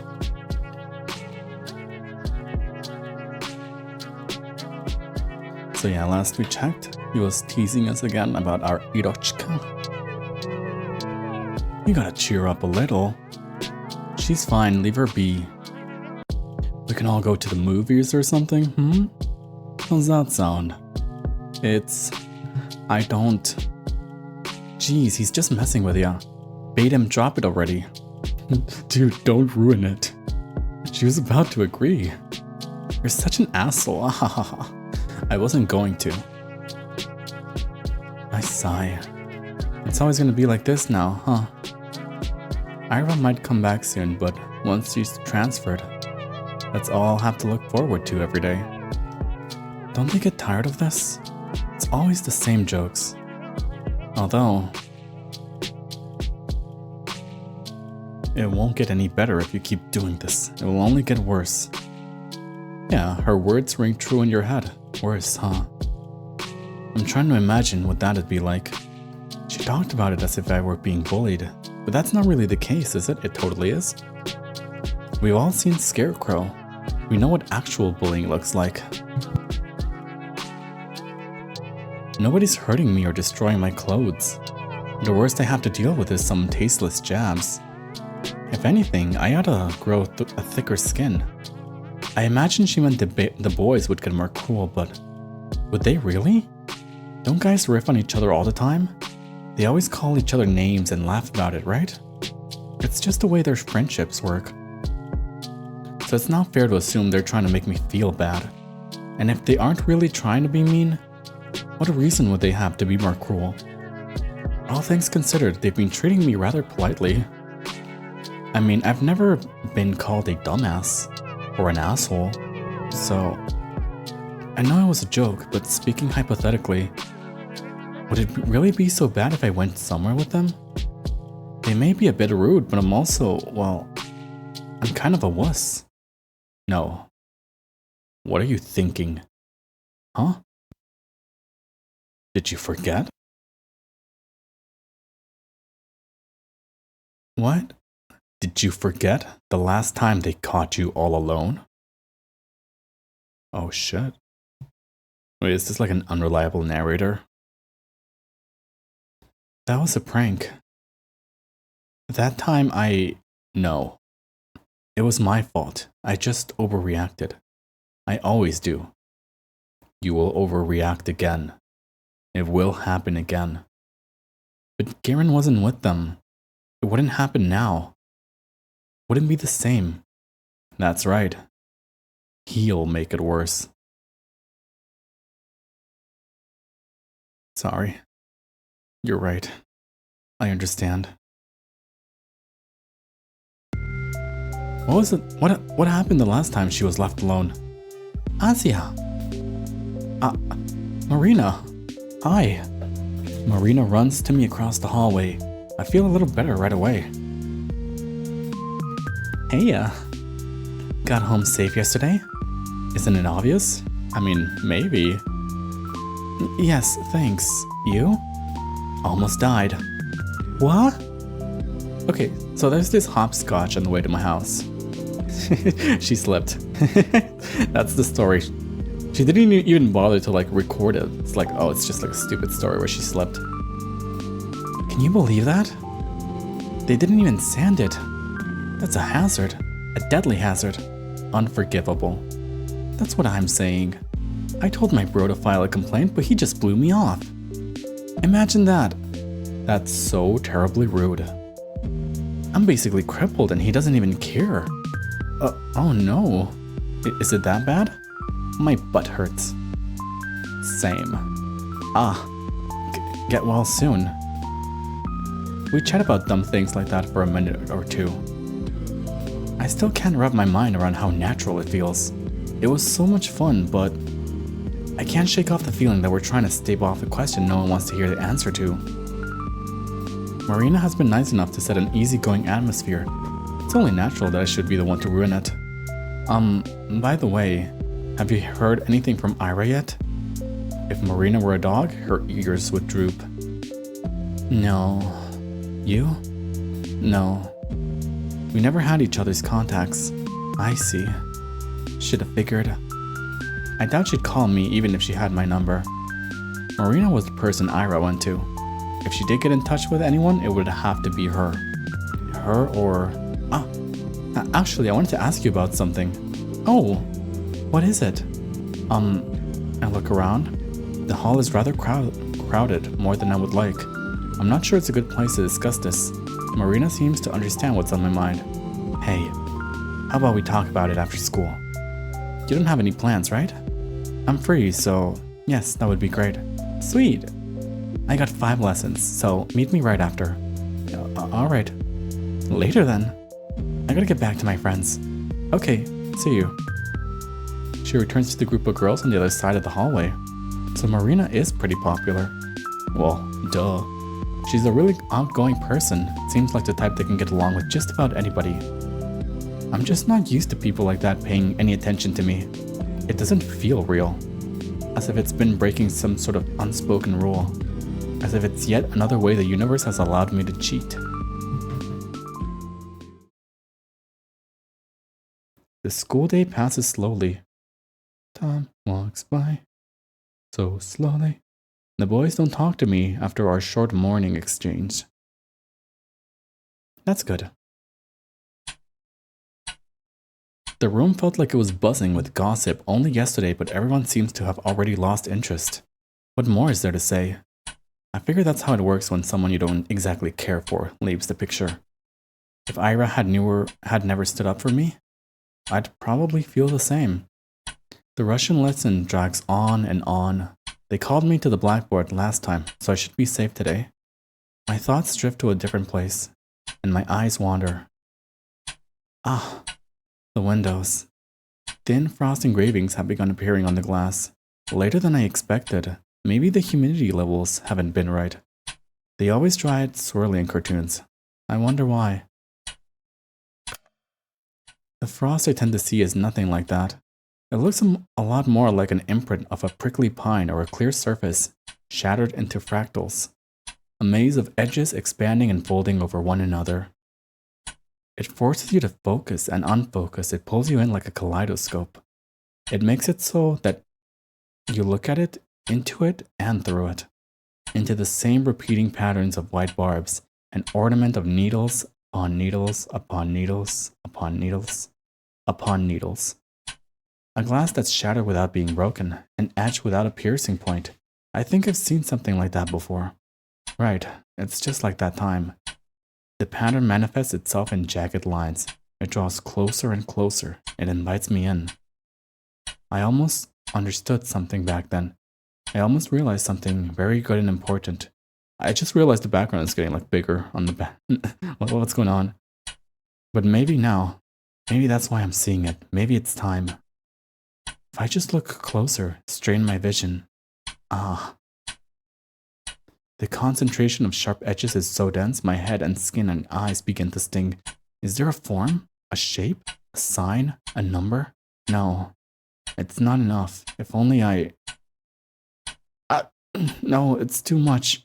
Too bright. Too beautiful. It's so overwhelming, my eyes blur.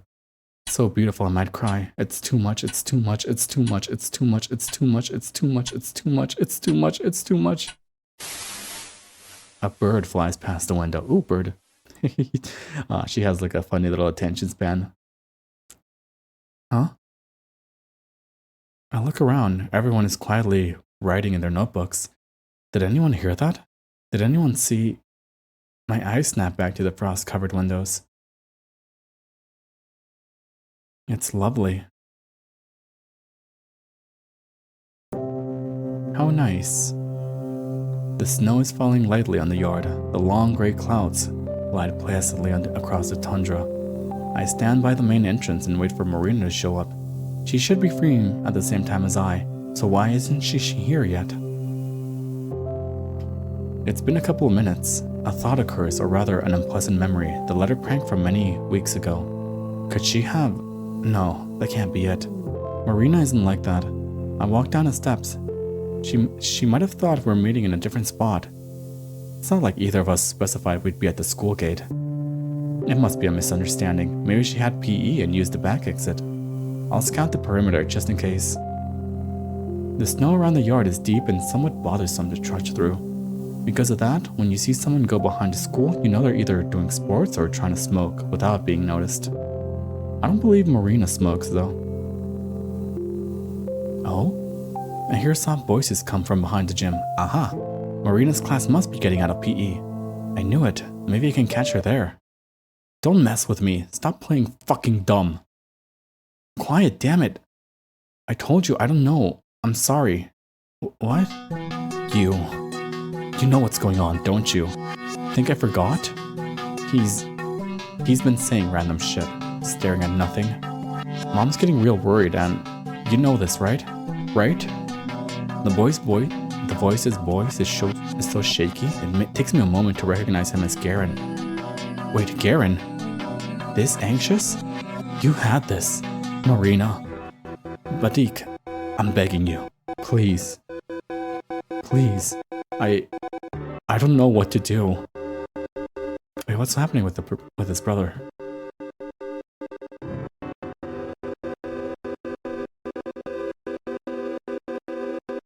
Oh, I see. So,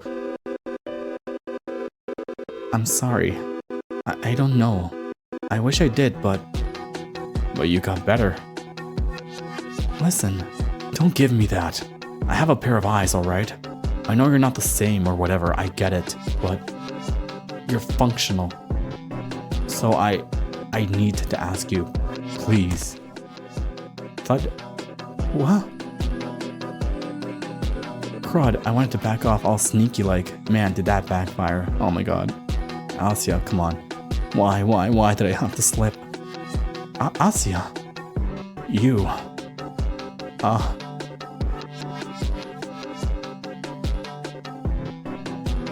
Before I know it, Garen pulls me up by the front of my coat. You little bitch. Think you can eavesdrop on people now, huh? I didn't. Hey, let her go. She was listening in. Let me reset. She was listening in on us. No, I said let her go. He grimaces but loosens his grip slightly. So, Shubina. I was waiting for Marina. We were supposed to meet up after school. That's right, we were. Though, I thought we'd meet by the gate. You weren't coming, so I thought I'd look for you. And when I crossed the corner here, I slipped and fell. Jeez. Are you okay? Yes, I think so. So what? You're saying you didn't hear shit? No, nothing. Yeah, right. You suck at lying, Shubina. I'm not. Damn it, Badik. Drop it already. Ugh, whatever. Sure. Wah! He almost throws me to the side. Marina runs up and saves me from yet another humiliating fall. Piece of shit. I don't believe you for a second. Try and blabber about this to anyone? See where it gets you. Watch your tone. She's got nothing to do with it. You're defending her? Why? You know she just heard all that stuff about you. You want help or not? Garen clenches his fist. Marina doesn't look at him, instead helping me to get the snow out of my clothes. So you have a way. We can talk later. Oh wait, no. Why not now? I mean, she totally heard everything we said, right? Might as well. Actually, why don't you do a little recap? How about it? Come on, go ahead. Ha, think you're being clever?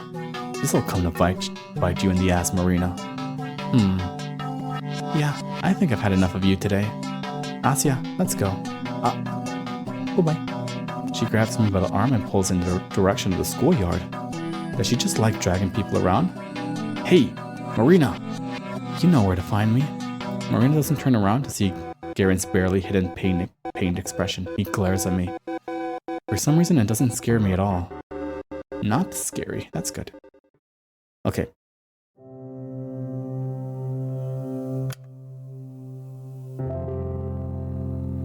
There you go. And we're gonna end it right there. because I am hungry and I need food. And I look so fucking evil like this. Holy moly. But yeah, thank you so much for stopping by. I hope you guys enjoyed some nice reading. Because I enjoyed some nice reading. Throat hurty, so we might not do this for until next Monday. I feel like Monday's always like the reading day for visual novel or horror or stuff like that. So that was nice. I will be seeing you guys tomorrow for Repo People.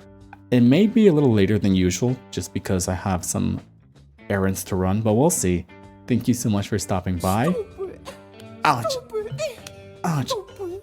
Ouch! Ouch! Thank you for the slaps, Noe. I'll remember them on my way out. Wait. Slap me one more time. Slap me one more time. I got a little funny bit I want to do. Ouch! Ouch! Ouch! Ouch! You're sinking me to the ground. Ouch! You're sinking my credits to the ground. Ouch! Oh, there you go. Thank you for the slaps, Noe. Thank you for indulging my bet. But yeah, I'll be seeing you guys some other time. No raid because I have to eat and I have to turn off the PC. So I'll be seeing you guys some other time.